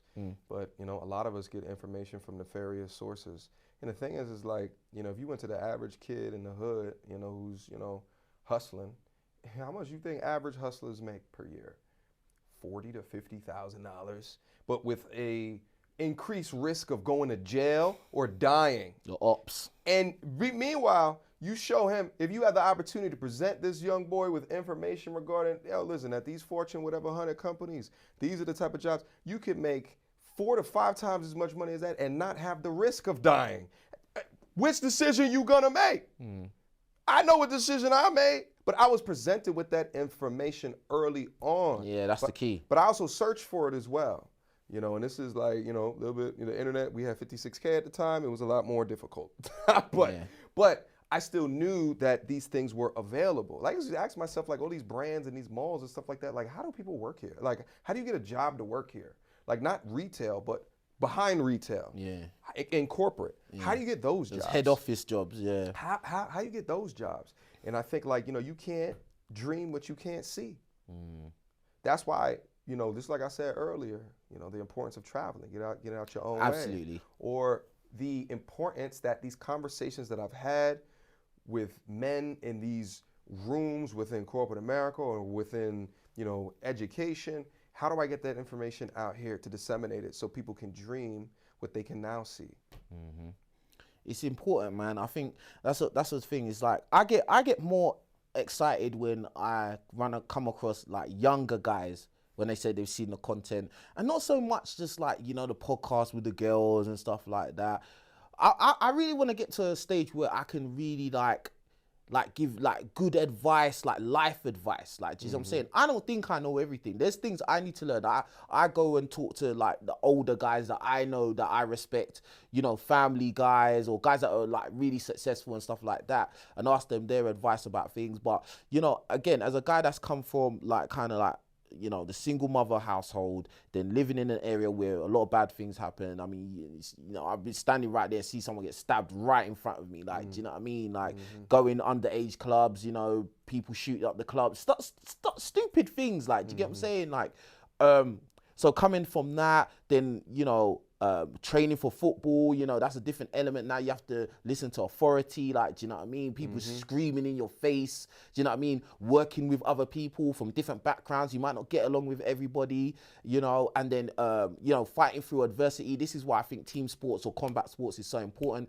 Because, it actually tells you a lot about yourself when you get punched in the face or someone is running full speed at you and your coach is screaming at you to tackle that guy. He should not pass that line. You are the last line of defense. Like, it builds a different kind of tiger in you. Like, I just think like these certain things I've gone through, and then, like, you know, the situations I've had with women and stuff like that, I have a lot to kind of share. And I think that when I can like at least relate or, you know, kind of steer any young guy in the right direction, that I'm happy with that. Like, do you know what I mean? So that gasses me up more. Like, you know, but at the same time, you know, guys my age or guys older, you know, if they get any, you know, benefit or value out of what I'm saying, you know, I feel like my work's done. Like, do you know what I'm saying? And I can put my head down, I can sleep peacefully. Do you get what I'm saying? Because I know I didn't lie about anything. I didn't steer anyone the wrong direction. Do you get what I'm saying? I didn't glorify evil. Do you get what I'm saying? Yeah. Like, whereas if you do look in the media or you do look in society, evil is glorified everywhere. Do you get what I'm saying? Heavily monetizable. And heavily monetized. These people are paid well. Well. Extremely well. You know what I'm saying? So it's just like what's bad is good and what's good is bad. That's a society right now. That's it. Do you know what I mean? What kind of music do you listen to? That's a good transition. What kind of music do you listen to, bruh? Shit, I listen to all types. Now, I will say that, like, on a smooth Sunday morning, let's say I'm, like, cleaning some stuff up, man, I might have on some damn Michael Jackson. Yeah? In the crib. Yeah. I might have on MJ, yeah? I might have on some Michael Jackson. Killing it. You know what I mean? Okay. But my 90s R&B playlist is second to none, bro. I gotta say something. You like R&B? Absolutely. Don't you think R&B is simp music, though? Man, listen. It's simp music, bro. When you try to get that mood correct, you got a lady in the crib. Yeah. This is background noise, bro. Yeah. Background noise. It'll teach you how to be a simp, though, for sure. Yeah, hell yeah. For sure. Don't I don't listen to the lyrics, though. Yeah, that's what I was going to say. Melody. Yeah, only. Instrumentals. Percussion. Melodies and percussion. That's it. Percussion, bro. Trust me, background noise, bro. Do not focus on the bars. Yeah, that's it. But way. R&B, my R&B playlist. I think I have the best R&B playlist known to mankind. Yeah? You know what I mean? Yeah, it's smooth, my brother. It's smooth, you know what I'm saying? So I know them girls must be melting when they step in the crib. Listen, you gotta have two. You gotta have the chill R&B playlist. That's what happens when they step in the crib. Yeah. And it's just like simple bops, you know, you don't get to, and then you gotta have the slow jams R&B playlist I'm talking about. There's a meeting in my bedroom. Hey, this is the first. Let's go. Keep going. That's it. That's all you you see. Hey, what's it? Album coming out soon in stores. Yeah, it's soon. Right now, it's gonna be on the shelf right next to Tyrone Therapy. Yeah. MTR album, Tyrone Therapy, right next to each other. Come on, package deal. There you go, bro. There you go, bro. Collab deal. But yeah, man. Bro, how about you though, bro? Yo, the Afro beats is my shit now too, though. The Afro beats. Welcome, my brother. Listen, man. What's my guy's name? What's that? That song 23. Bond Bougie. Burna Boy. Burna Boy, yeah. Woo! Burna Boy is doing a lot. Oh, that boy. Damn, bro. He's serious. I respect the Afro beats, bro. Did you know about it before? Or did you know, you just find out now? I knew about it, but I hadn't gone down the Afro beats Pandora click trail. You know what I'm saying? But I've always been a fan of like reggae. You know what I mean? So like, it was a smooth transition. You know what I'm saying? So yeah, the Afro beats, man. Feeling that? Oh, I'm feeling it. Do you know about Amapiano? I don't know what that is. It's South African music, man. That's doing bits. That's the next one, bro. Really? What's it called again? Amapiano, innit? Amapiano. Okay. Yeah. I'm gonna have to look that up right after. Smooth jams. Yeah, it's party music, man. You get to the club, start sweating, bruv. Just be prepared to sweat, bruv. Hey, I'm with it. The girls are going off, bruv. Yeah, they going off. Yeah, man. Hey, listen, you gotta be able to hold on, bruv. Yeah, bro. What type of music you into though? Oh, I like angry black boy London music. Oh, the drill shit. No, I'm not gonna lie. I like everything. Yeah. But like, it depends what situation. If I'm going gym, I need that energy, bro. Like, but I wouldn't advise people live it out. Yeah. Do you get what I'm saying? Like, but it gets me pumped. It gets me pumped, bro. Like, do you get what I'm saying? Like, I love that, man. I love the energy, the melodies. Dog, you never listen to R&B while you in the gym? Hell nah. Nah, I be doing that sometimes. Nah, I don't never listen to R&B. Even when I'm with a girl, you know, getting dirty. Nah, man.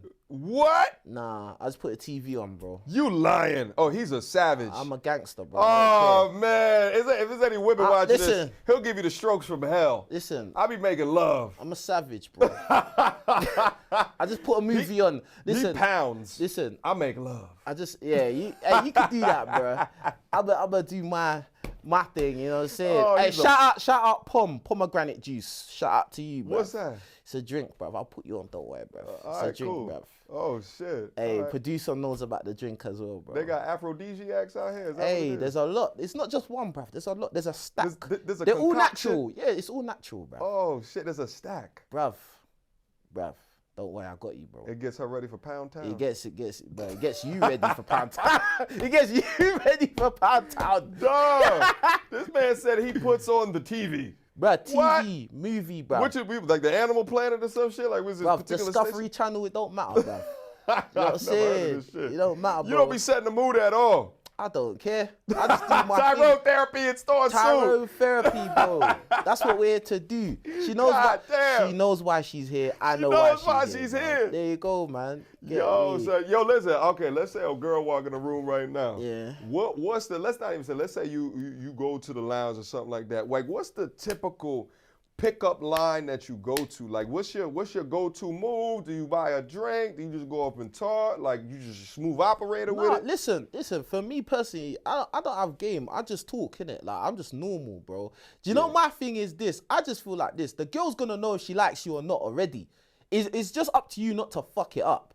Yeah. Do you know what I'm saying? Yeah. Like, for me, that some guys, they might need a different strategy because everyone's built different, everyone looks different, everybody's fucking taste is different. Yeah. But for me personally, I pretty much know my market.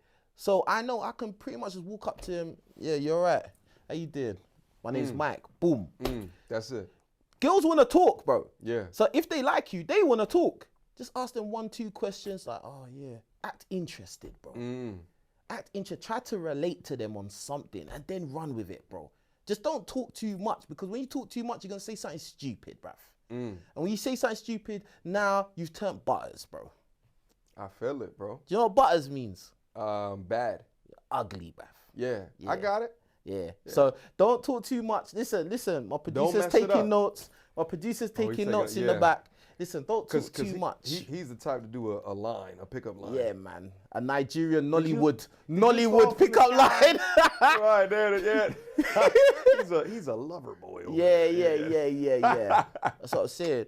Oh yeah, and another thing about me, like, oh yeah, let me ask you actually. Yeah. Like, what kind of dates? Where do you be taking these young ladies out? These damsels? Where do you be taking them to? Yeah. Bro? So I used to just be coffee date exclusive. Okay. Now, I'm just lazy, so I like do things in and around where I live at. Okay. And around where I live at, it's probably like $15 plates or something like that. So Good job, boy. yeah, I'm moving up. Good job, boy. Yeah, man. $15. Let's go. Let's go. Yes, ish. It might go up to 21 and 50 cents. You know what I'm saying? Yeah. That's where the girl. Yeah. She's worth it. Like L'Oreal. Yeah. Well, then also in my mind, I'm like, well, I don't gotta drive. You know what I'm saying? Yeah. Especially like if you live in a place with traffic, man, I just don't want to commute. I'd rather have your ass come over here. Yeah. And like close to the crib. Yeah, yes, close. Man. Yes. And then that also is benefit as well. Yes. Because you get a couple of drinks in or something like that. Like, oh, come up. Where you live at? This is after you vet them first. Yeah. You never know. You know what I'm saying? Like you gotta vet them, make sure that they're not crazy.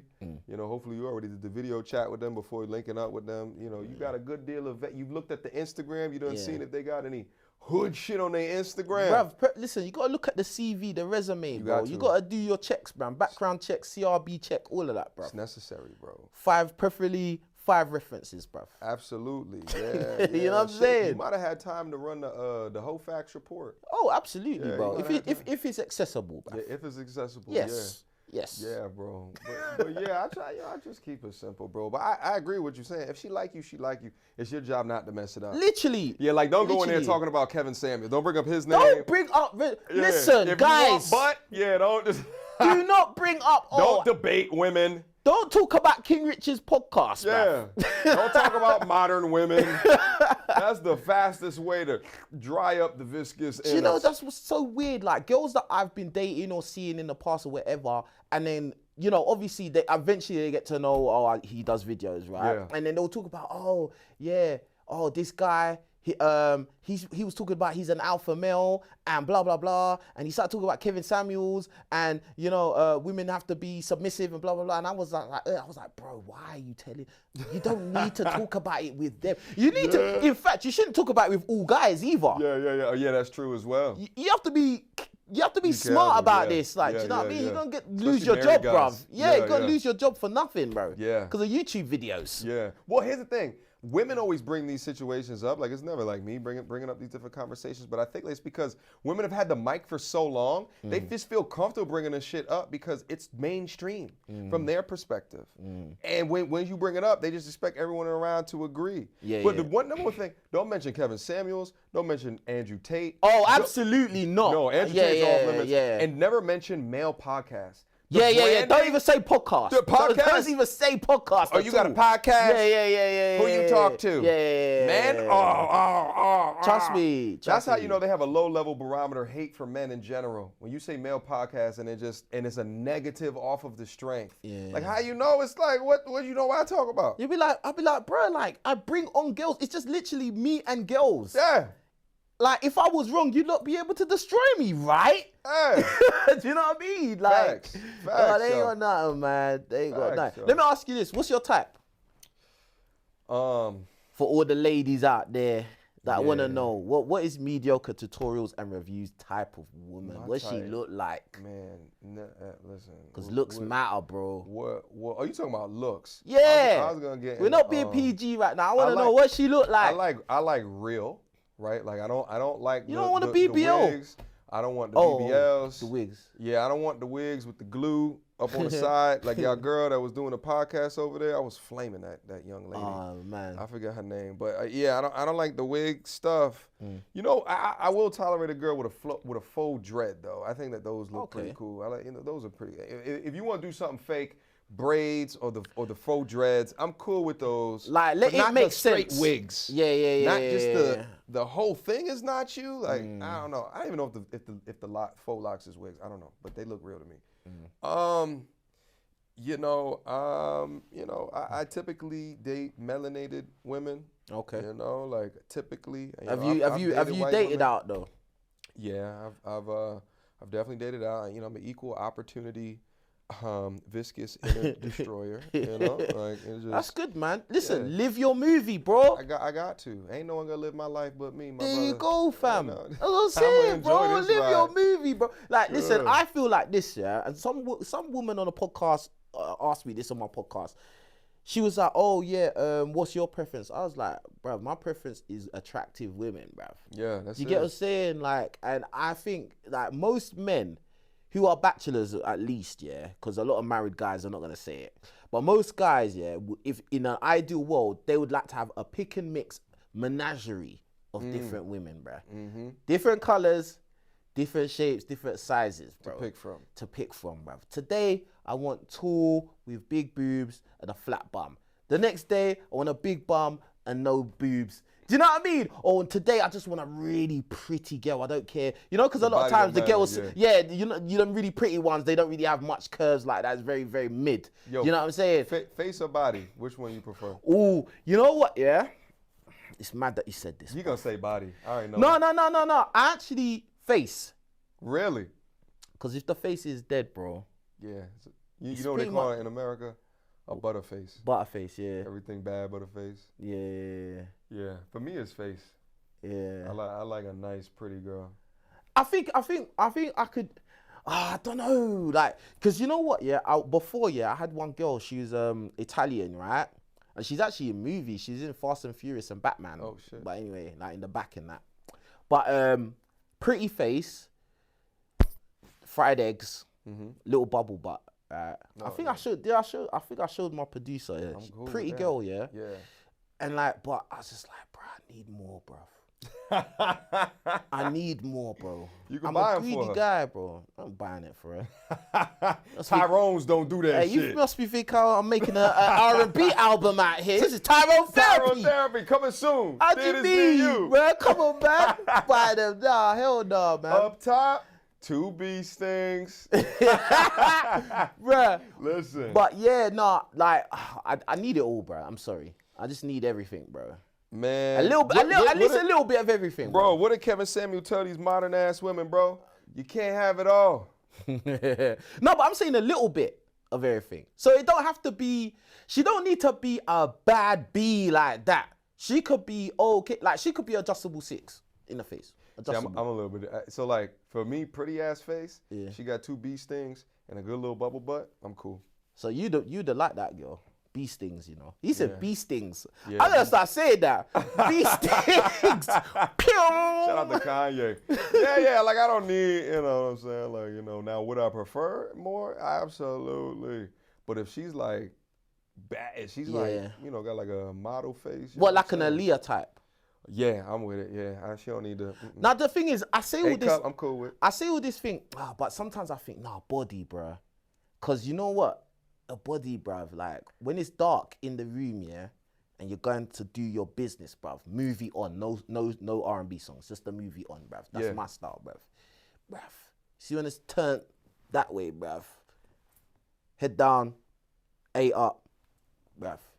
It's It's serious. not like it. It's emotional, bruv. Yes. It's emotional. We don't need the R&B song. We're making the R&B right there. What you talking about? You put on TV.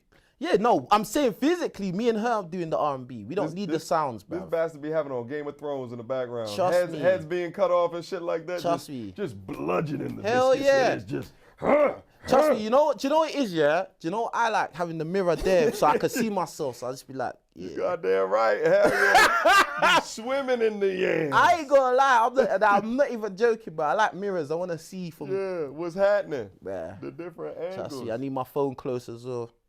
Listen, if it's bee stings and no ass, that's a tough sell for me.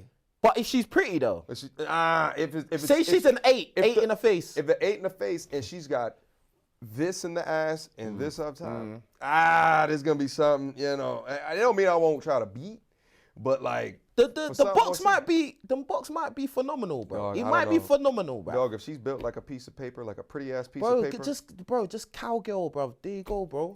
Son, I can't. When you bend over and the hip bone pop out the back. Nah, you know what's crazy? Yeah? You know what's crazy, yeah? You know with like you doggy a girl that ain't got no back, no buns, yeah?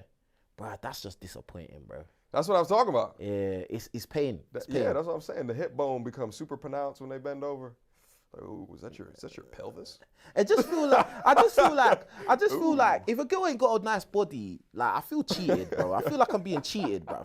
I don't know. Like I didn't work hard for this shit. Yeah, I didn't do all these hours doing the podcast for this. I need some meat on my bones, you know baby what I'm girl. Saying? Like, but yeah, man, nah, that's crazy. Have you ever been catfish? Oh my God, yes. God, tell me the worst catfish you had, bro. Oh God. The worst one. Dog, I had one, and this chick, number one, she all her photos, she was maybe 5 shades lighter in the photos than when I linked up with her. Now, I'm not a colorist, but I was just like, who the fuck is this? Who's this? Yeah. I was looking at her like, I didn't even recognize her when I saw her. And she also came at about 20 pounds heavier than all of the photos. It's tragic. So, and she stunk. Oh, she come smelled. on. She smelled. And I'm like, what did she smell like? Was it the classic BO? It was the classic BO. Like she just played basketball and then put on an outfit. Yeah, it was pretty nasty. She just finished the pickup game and then she was remembered, oh yeah, MTR, let me go and link him quickly. Oh my God, it was nasty. I'm just like, oh God, get your life together. So, but I was hungry. So I sat down and ate, had like a little conversation with her. But here's what I do, bro. And you know, you can say what you want about this. You can say what you want about this. Did you pay? This is going to be one of the tips. You can No, you can put this in Tyrone Therapy. What you do is that if the date doesn't go well, you go over to the waiter. You go to the bathroom. On the way to the bathroom, you go tap on the waiter and say, don't even ask me to split the bills. Split the bills, bring it out. Damn. That's what I did. Told the waiter to go split the bills, continued on to the bathroom, came back out. He came back on later, and he just handed 2 bills out and just walked away. Cold. And I'm just like, oh, the bills are here, nice. Took out my wallet. Oh, how much is yours? Nice. Slipped my little card in there. Waiter, check please. Bruh. I mean, checks here. And then that was it. That's and Pro what- Tools. Pro Tools. That's right Pro there. Tools right there. yeah, because then it's not awkward. Yeah, Because yeah, you know when yeah. the guy comes out with the bill, and the waiter's just gonna be like, first of all, it's gonna be an assumption that the guy's going to Yeah, he's pay. coming to you straight. Yeah, he's coming to you straight. So he's generally, if it looked like a date, they're not gonna ask one check or two. They're just gonna bring out a check. Yeah. So you just kind of on the little silver plate, on that little plate, bruv. You get to avoid all of the weirdness of being like, no two. You do it all, over there, and bring it over later. Yeah, you just say, yeah, can you split the bill? You don't, she's looking at you, and you're looking that way. Yeah, split that. Pro tip, right. He come and tell me split the bill, and you gonna be like, that's funny. hey, is that a bird? Look at me, split it. No, quickly. Be proactive. Do it beforehand. That is funny, bruh. All right, cool. Because, like, for me personally, I'm not gonna lie, yeah, I never really took girls on dates, Okay. Tyrone Therapy. Listen. You just brought them straight to the crib to Netflix? Like, you know what? No, I'll be real with you. You know how I did? Gym date, bro. Gym date. Gym day. Oh, yeah, go work out together. Yeah, that's dope. Because lots of girls that I've mashed or smashed or whatever, been from the gym, innit? Do you get what I'm saying? In the past. So, like, obviously, like, if I meet a girl in the gym, then I'll be like, yo, like, obviously, I've got my little gym tank top. You don't call it tank top. We call it vest, yeah. Gym vest, whatever. Boom. Obviously, guns out, tats. We call it wife beater. Wife beater, yeah, wife beater. Obviously, you can see the guns out, boom. Obviously, I'm sweating, looking burly and that. Like, oh, yeah, you're right. Yeah. I'll say something like, bro, like, do you play a sport? Like, oh, no, I don't play a sport. No, because you look like, look like an athlete still. You know what I'm saying? They loving that, bro. Yeah, take that note, bruv. They loving that, bro. Yeah. And then, like, no, what's it? We should work out together sometime. Like, what, are you local? Like, yeah, I'm local. Boom. Workout day, don't even need to do nothing different, bro. The gym membership's already paid, bro. Do you get it? She's bringing her own drink. Facts. Do you get it? Protein shake. There you go. Don't even need to do nothing, bruv. I was gonna work out anyway. And you get to see her without makeup. Yeah, I was gonna work out anyway. Boom. Bro, like, that is one of the best ways to make sure you get the girl, bro. Like, gym date, bro. And you get to see them in their form, bro. Like, yeah, what, you need a spot, babes. I got you. Boom. Get me. Personal Could get real close. Hell Yeah. Need the spot? Hell yeah. Trust me, man. Trust me. Do you do gym days for legs or upper body? It don't matter, bro. It don't matter. Whatever they want to do. Full body workout that There day. you go. Hey, trust me. Yeah. Or just lower body, bro. It can't be a sweat day though. Huh? Can't be a sweat day though, like a cardio day. Nah. You don't want to be sweating all over the girl, you know. You're spotting her and you're sweating all over her. Oh, sorry, I just dripped in your eyes, babes. Yeah. Like, do you get what I'm saying, fam? Yeah. Like, you gotta be professional. Like, when you do the gym date, you're not really working out like that. Yeah. She can work out. But you're not. You're basically like her PT for the day. Absolutely. Do you get what I'm saying? Bro, you gotta wear the gray sweatpants and spot her on bench. Trust me. And just you got all the tips? There you go. There you go. If you really are confident as well, you see when she's on the incline on the Smith machine, yeah, because you slightly try and push her so she's struggling a bit.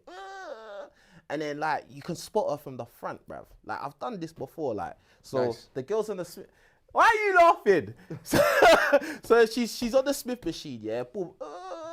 Can you help me? And I stand right here, there. right in the middle. between the legs, like, I got girl. you, babes. And then, listen, you poke your chest out, you're like, I got you, babes. And you just lift it up. And then she's looking up at you. Like, you have that moment, bruv. You have that eye contact moment, bruv. Yeah, bro. I know what I'm doing, bruv. The front spot on the Smith machine. Front spot, bruv. Absolutely. Trust me. That's it right there. These are Tyrone Therapy coming soon. That's what I'm saying, man. It's just, but the thing is, because of the gym date, you have a lot of physical contact with them. And that's escalating sexual tension. Do you get what I'm saying? Yeah. Like, so by the time you get alone in a room now, you've already been touching and feeling on each other. Boom. That's it. But obviously, don't be doing that if there's like low interest. If the girl show you low interest, she probably won't even be there anyway. But if she's not giving you green light and giggling and laughing and touching you back, then I don't know, bruv. You need to read the room, innit? Did you have a hoe phase? I don't think men can be hoes, but yeah, I have. You know what I mean, though. You had the scumbag phase, just like sleaze phase, like whatever. Yeah. Come on, let's do this. My last relationship ended because she cheated on me. Serious? Oh God, yeah. She was it was crazy because she cheated on me in the worst way possible. She essentially told me that she had cancer, And because she had cancer, that like she had ovarian cancer, so she couldn't have sex with me because of the treatments that she was going through. However, she was cheating on me with other dudes that I know of, but the dudes thought that we weren't in a relationship anymore because we like took it off of social media and shit like that. And that, you know, I was doing some simp shit at the time, and she was like talking about taking it off of social media, and I'm like, well, but what? Why? Like it didn't make sense to me, like at all. So she essentially lied about having cancer so that she can live free while still being in a private relationship with me. And then I found out later that she never had cancer, and that actually this satanic young woman would make up to different people, her teachers, her family, that she was going through cancer in order to try to manipulate them. So she manipulated me and manipulated the people around me, the friends around me. She had her homegirls hating me. She told her homegirls that I cheated on her so that her homegirls wouldn't tell me that she was cheating on me and inviting dudes over to the house. Like she was like a strategist. She should write a book on cheating because she's just like a commander of cheating. Like she's a commander, she's you know. the Steve Jobs of cheating. She's a strategist. The cheater. satanic book of cheating. Yeah, bruv. by her, by this hoe. Meanwhile, she was doing all these things so much she couldn't have kids. Now she's got like 3 kids. And you know what's so crazy? She was pretty too. She ended up marrying a millionaire. Of course she did. You know what's and that's a lot of things. These young women, you know, because we talk about a lot of times about how the body count matters and that, you know what I'm saying, based off of what you do is going to make you less selectable. It really doesn't apply too much to really, really pretty women. Yeah. It doesn't really apply. They're gonna get chose. Some simp is gonna, or they're just gonna lie about their past and move. They could just move somewhere else, right? Yeah. And yeah, but what's crazy on top of that is, so they got divorced recently, and this is like I got friends of friends that are friends with their whole family. They got divorced. Why? Because this hoe cheated. Damn. And you know what's crazy on top of that? Again, he's a millionaire, and she got married to him, so she gonna get half his shit. You know what's crazy on top of that? They got 3 kids. One of the kids don't look like the father at all. At all. Crazy. At all. That's crazy, bro. Yeah, so it's just like, you know, there's just certain people in life that are scum buckets. And the thing is that, so she messed up my mental within that so much. Because again, like at the time, I was rose-colored glasses. I'm believing women are sugar spice and everything nice. Like all of that shit. Even though I had a fantastic father to guide me in a certain direction, you know what I'm saying? You get up on your own, you gotta fall down, make your own mistakes, touch the stove, is it gonna be hot, da-da-da, you learn from that. But the stove wasn't hot, the stove was a volcano. But anyway, yeah, bro. So she had messed me up within that so much that like I became a savage after that. Yeah. And honestly, I thank her.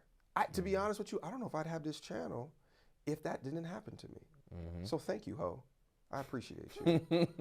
You've made me a public figure. You changed my life. I've quit my job. I've quit my job, my corporate job. I worked my entire life for you. Allowed me to quit my job. Thank you. Thank you so much, ho. But yeah. So when they say who hurt you, I was hurt like a motherfucker during that time. But it was a failure. I got beat up. I got rejected. The worst thing that could happen to me was publicly embarrassing. But I took that L and turned it into a goddamn W because I transmuted all of that negative energy to make myself into the greatest that I possibly could. My grades at that time, like everything was trash. I didn't have no internships. Man, by the end of that year, I had gotten an internship with with the United States' largest banks, actually one of the largest banks in the world.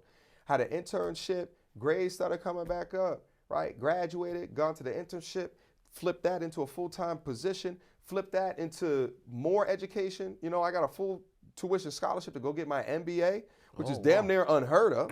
Flipped it into that, flipped it into another 6-figure position. Like I was doing 6 figures 10 years ago in corporate America. So I've been doing this for a while now. This whole money making thing, I've been doing it for a while now. And then transition that, well, now I'm my own business owner. I can talk about corporate America like it's the back of my hand. I can talk about white collar shit like it's the back of my hand. I understand corporate. I understand what it takes to be high achieving within corporate as well. And now I can talk about what it's like to be high achieving on YouTube, content creation. You know what I'm saying? Like, so it's like, and that's all thanks to suffering L's earlier in my life, but not letting it just put me under the pressure of manhood. But I rose like a goddamn phoenix and just took that into the future. So that's a lesson. all you guys out there that are suffering L's or defeats, or you guys out there that are too scared to put yourself in a position to risk something, to accept an L or a defeat. Shit, in football, someone gonna lose. Yeah. Someone gonna lose. Bro, not even that, bro. Someone's gonna rock your shit. Someone gonna bro. rock your shit with your family in the stands watching. Your girlfriend in the stands watching, bruh. Listen, Bruh. I don't watch sports like that, but I respect athletes. I respect sports because I understand the discipline, the consistency, and what it takes to be successful at something, to be a winner at something. And a lot of these dudes, because of the feminized society that we have today, don't know what it's like to be successful at something. Yeah. Because they've been coddled. They've been burped and breastfed up until their teenhood. And they've been massaged by their single mother. Right? Like, and they haven't put themselves out there to achieve and to do something that they never even thought imaginable or possible.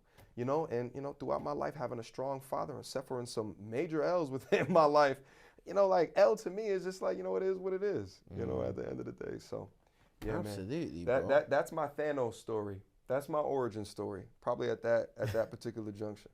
I mean, bruh, I just feel like you made it, bro. Like, you know what I mean? You made it through adversity. And the thing is, I know how that feeling of like when you're at your lowest, like I had a situation in the States even. I was a junior. My girlfriend at the time, she was the senior.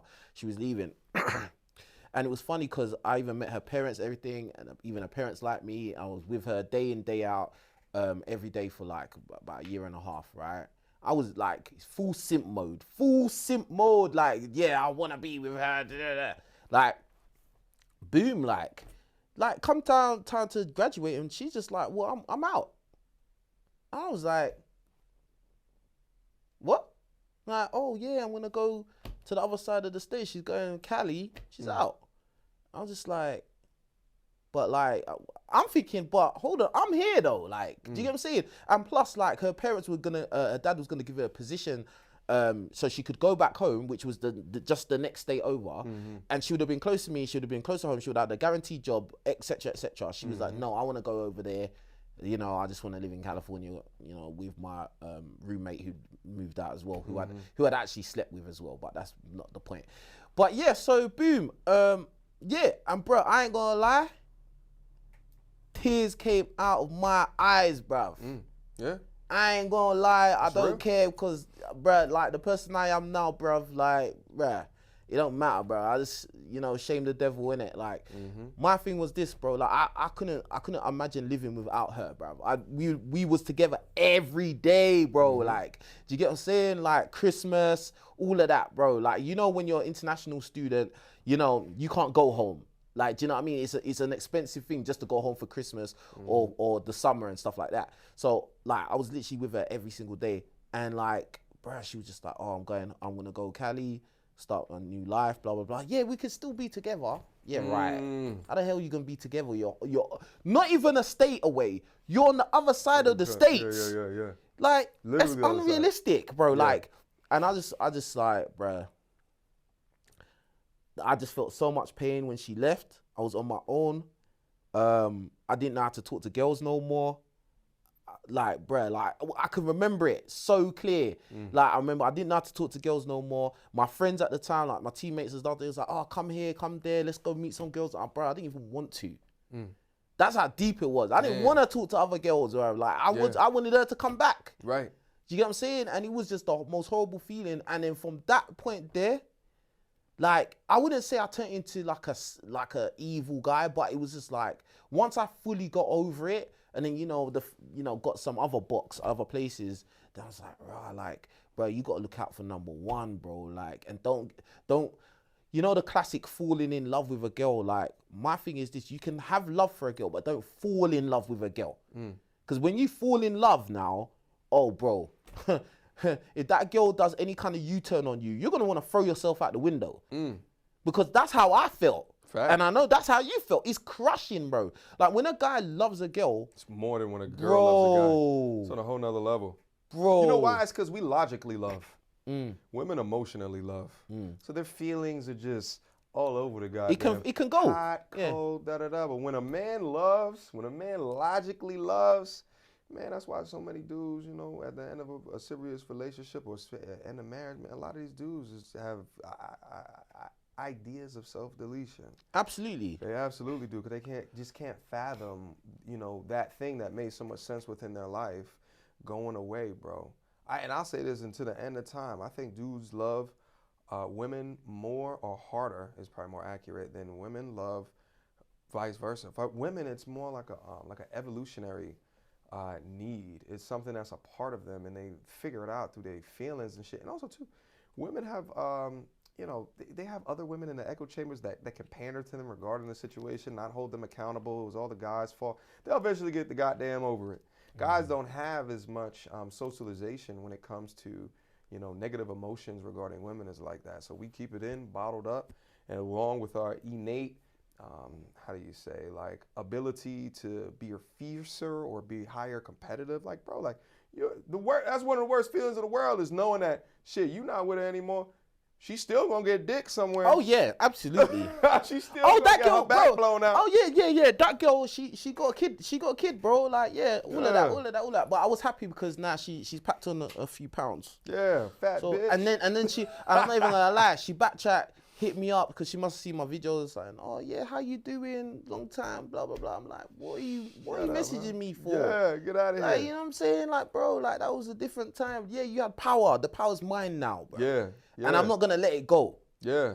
Do you know what I'm saying? And that's it, bro. Like, so, bruh, it's crazy, bro. I just say to guys, you can have love for a girl, but don't fall head over heels in love, like madly in love, bro. Because just like you're saying, that emotional love that they have, it come and goes. Is frivolous. Do you think that it's fickle? Do you feel like you falling head over heels in love with her contributed to her moving across the country?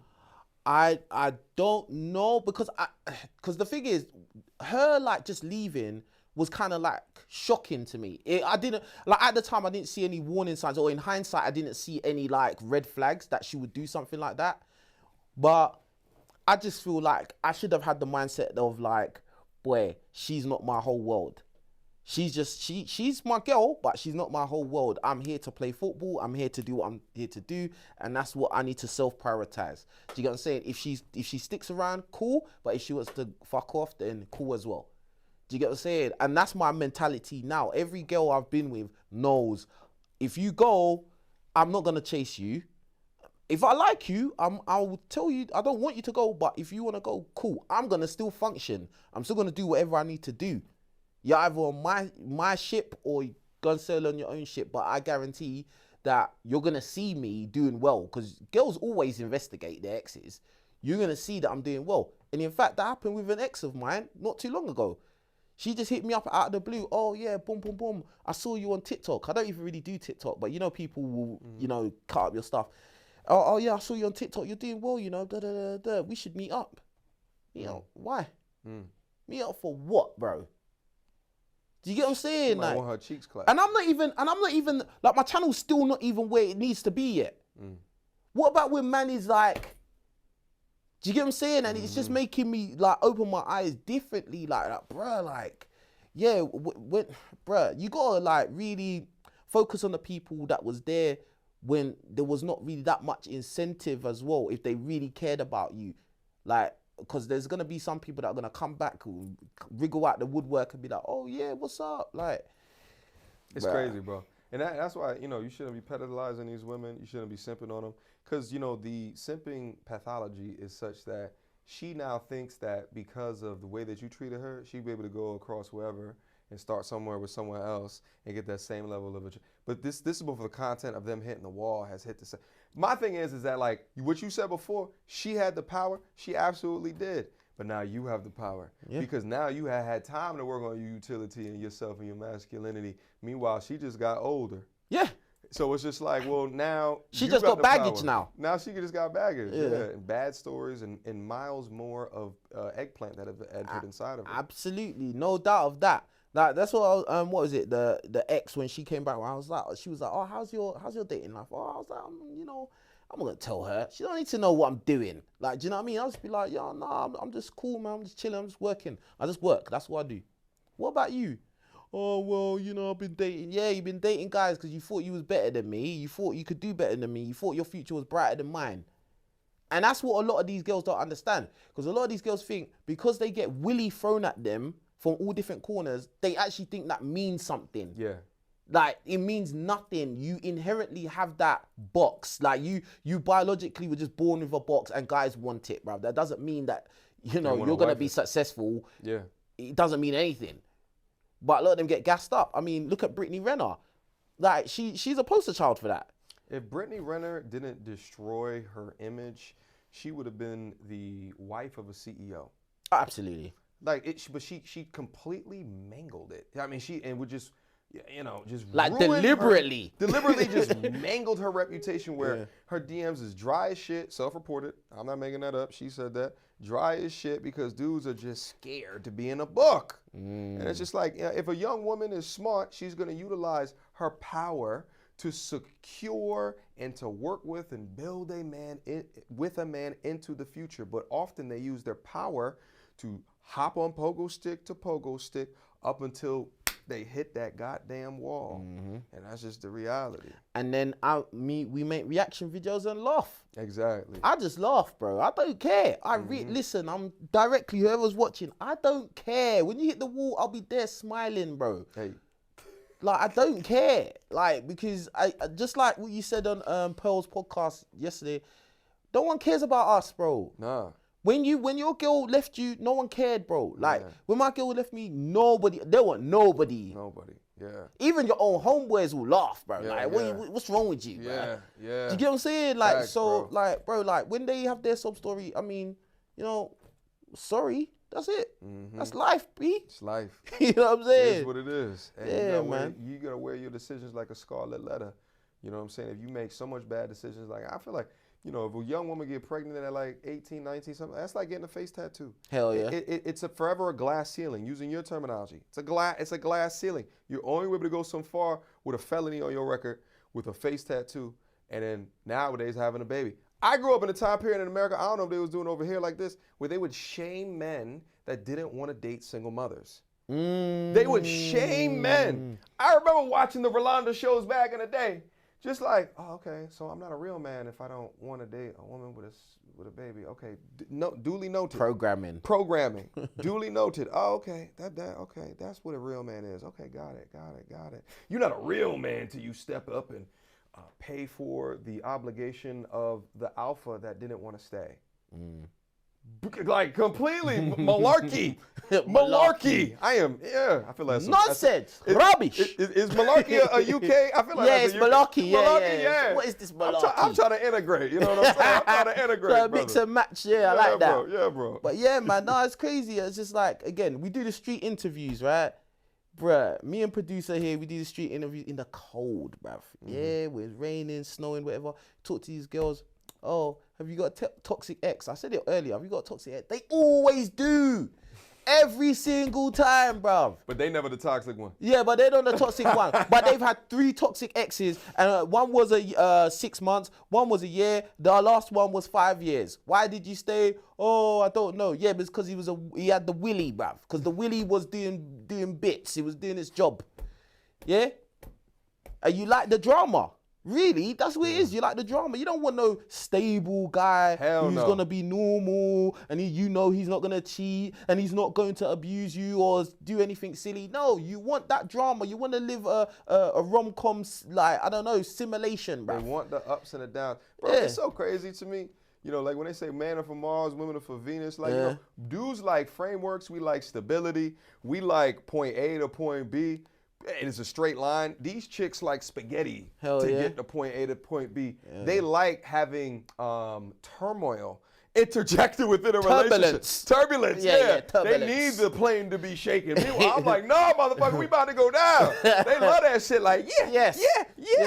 Trust me. Like, if it's steady, they'll be like, oh, there's something wrong. I don't know what it is. There's something wrong, bruv. Like, shut up, bruv. Like, listen. It's just crazy. Like, oh, man, I'm thinking about personal situations now. Bro. Like, yeah. Bro, I say initially, I don't like drama. Yeah. I don't. Like, I'm like, if you bring drama to me and you start to, It's done. It's a wrap. Excommunicado. Get up out of here. Yeah. It's my non-negotiable. I hate drama. Yeah. Don't bring. So I let them know from the jump street. I'm not gonna be. It's not my thing. I don't like the toxic shit. If you a toxic chick, you're just guts. And more often than not, I'll leave your ass alone because that toxic shit. You know what I'm saying? Something go wrong one night. Y'all been drinking. Da da da. She wants to all of a sudden start putting hands on people. Y'all already know what it is. These modern women over here love to put hands on people, slapping. Even that jokey play, they hit me. Nuh-uh, don't do that. Yeah. Even if they joking. No, I don't. Your palm of your hand not supposed to touch me like that. Nope. Yeah. Nope. You literally have to check them on the first instance, bro. You have to check them, bro. Cause it will become a pattern. Then that will become your life. That's it. But sometimes just checking them is all the turmoil that they need. Sometimes, the checking is my extent of the turmoil. But if she needs more than that in order to keep her somewhere around you, I can't do anything more than that. Sorry, baby girl. But I will check calmly, stoic type of check of kind of what are my boundaries. And, you know, what I find is that it's a better life for me, and then it turns them on. You checking chicks. Yeah. Right? No, they it don't want no does. pushover. Yeah. I'll be real. Situation I'm in right now, bro, like, it's like the exes. Oh, you got a girl now? Yeah. Oh, you not for the streets now. You know, sometimes you just gotta do what you gotta do, bro. Damn, son. Tyrone Therapy with a girl. You should have relationship therapy. But this is the thing. It depends. It depends what you want, innit? Right now, I want stability. I just want to be, you get me? Do you know why? And do you know why, yeah? For me personally, it might not be for everyone, but for me, I like, if I'm trying to work, because obviously we're trying to work right now. We're trying to like elevate and, you know, go places. Like, I feel like if I just got one girl right now, I don't have to worry about any kind of nonsense or any kind of randomness. Like, you know, everything's kind of more rigid. Do you get what I'm saying? And more like, you know, uniform. Do you get what I'm saying? Especially if somebody that is on your wave, they're on your ship. Do you know what I'm saying? They're going along with your program. Do you get what I'm saying? You deal with random girls, it's a lot of effort, time, brain power. Do you get what I'm saying? Even if they're not that, you know, turbulent, you know, if you're dealing with multiple girls, it's just, I just can't be. And plus, I'm not going out. I don't go out right now. So, like, obviously, it's just better for me. Like, do you know what I mean? Now, if it was a different situation where I was out there and I'm being active, you get what I'm saying? Then, obviously, having a girl would not be feasible because I know I'd probably cheat. Do you get what I'm saying? Have you ever cheated in the past? Have you ever cheated? You've never cheated on a girl? That's good, man. Well, that's I've good been in a relationship since college. I've been in a relationship since college. How many relationships you had? Two? Two. That's good, man. Both in college. Oh, I cheated in college, man. Oh, you did? Yeah. Well, yeah. Well, you know. It was a POF. Use Tyrone. Tyrone is. You know, this is why I got Tyrone Therapy. I've done these things, bro. Yeah, of course. That's what I'm saying. Like, listen, the worst cheating I did, I had a girlfriend and two girls from POF. One was a single mother. She was older than me. No, both of them were single mothers, actually. How ironic. Anyway, so they're both single mothers, yeah? And, like, I smashed both of them the same day. And then my girl at the time, she wanted to come to the house. Were they C-section single mothers or natural birth? You got to know these things. Nah, I think they was natural, bro. Oh. Was the yams disturbed? Or did it feel like well, like, you know, vagina? Like, you see me, because... Listen, it's Tyrone Therapy right here. Like, do you get what I'm saying? So, it don't matter, bruv. Do you get what I'm saying? It don't matter, bruv. I used to think that them having the kids would just destroy the yams. Bruh, listen, there's girls that ain't had no kid and they don't have no walls as well. Yeah, they got no walls. It's always genetics. It's Russian roulette, bruv. Russian roulette. You know, you just spinning the barrel, bruv. Spinning the barrel. Yeah, bro. Like, spin the barrel. Dog, there really is no like, you don't know, yeah, you can't. Dog, bro. I've been with like square, just normal, just nerdy chicks with gush. Yes. I'm like, where is all this coming from? It's a waterfall down bro. there. You know what my one tell is? I picked this up. You can put this in Tyrone Therapy. Go ahead. You can put this in Tyrone Therapy. Here's the one tell. I call this the gush test. Okay. What I look at is their nose. Okay, pay attention. If they have oily noses, there was a high probability that it translates to a oily snatch. And the logic is that people that have much more higher degree of oil within their skin that they naturally secrete. So if they got a shiny nose, then the idea is that they secrete much more other bodily functions and fluids a lot more naturally. So you might see an overproduction of bodily fluids. You might say that. Yes. Sounds about right. Yeah. Check the nose, gentlemen. If it's shining, she got a dry. She might have a diamond. Yeah, she got a dry nose, bruv. Yeah, it's a dry box. If it's a dry nose, oh yeah. Yeah, you're in the desert, bro. Yeah. You in there for a little bit of disappointment. Hell yeah. Nah, that shit crazy, man. That shit crazy. So yeah, man. We'll wrap it up, man. But yo, I really appreciate it. What's your plans for the future, my brother? Hey, man, I'm gonna keep on doing this right now. I want to do a lot more collaborations. I actually came out with a masterclass myself. It's called the Modern Man Playbook. So go to modernmanplaybook.com. Yes, sir. And it's essentially a guide for modern men today to be the most respected by their male peers while being the most admired by their female peers. How to live yourself and within your life in a way to achieve that while also achieving complete joy and happiness within your life and how to do that. So that's modernmanplaybook.com. Man, I'm just going to keep on creating, man. What I will say is that coming into Pearls, just Pearly Thing Network and seeing all of this, man, I'm like, damn, should I build something like this at where I'm at right now? Live your movie, man, bro. When you come down to America, you just step in. We got the cameras already set up to hook to the studio, and we just get it popping. Because I will say this, that content creation behind the way that I do it right now, the compilations and putting it, man, it could be lonely, bro. But that's what we was talking about earlier. I mean, like, obviously, the people that have been watching my channel for a long time, it was just me in the room, bro. Facts. Just me and the camera, that was it. I used to just rant. Like, literally just Facts, talk. bro. Yeah, Facts, man. bro. Talk about it, your experience. And it's not like this. Yeah. Talking to the camera will never be like this, like me and you talking. And the thing is, like, I could do this all day. All day, literally, yeah. In front of the camera, man, I get about 45 minutes of recording, man, and I'm like, man, I don't record no more, man. I might go take a nap, walk around the block, go collect myself. Some fresh air, man. Jesus. And I'm in a new city, so there's so many more options. So even as I moved in the city, my channel has definitely taken a hit because, I'm just out and about, just living life a little bit more. And it is what it is. That's going to happen because, again, during this entrepreneurial-ish, you only eat what you kill. And I understand that. So there's going to be sacrifices within that, bro. So I don't know. Maybe this is something that I should like fixate on building where I'm at right now. And also just to switch it up. You know what I'm saying? So, but yeah, bro, I ain't stopping anytime soon, though. I'm going to keep on pursuing forward. Listen, me and you, we're going to do more live collaborations. Absolutely, 1000%. This is a really good guy. Really like this guy. He's a good dude, man. A good positive energy. And I like that, bro. Like, seriously, I'm not just saying it for the camera. Like, for me personally, I like people that they have the same energy on and off the camera. And I pride myself on being like that. People that met me outside, I'm literally exactly the same. Facts. Yo, this has been a pleasure interviewing my boy MTR. Come on, man. Boss. Hey, man. Thanks for having me, man. Thanks for having me. You lot, make sure you hit the like button. Make sure you go subscribe to the channel. If you know my channel, you more than likely know MTR's channel. Like, that goes without saying. But this has been a pleasure, and I really appreciate him. I appreciate the producers, the whole team, and big up to me as well. Yeah, Tyrone Therapy out soon. And with that being said, we are out of it. Peace. Peace.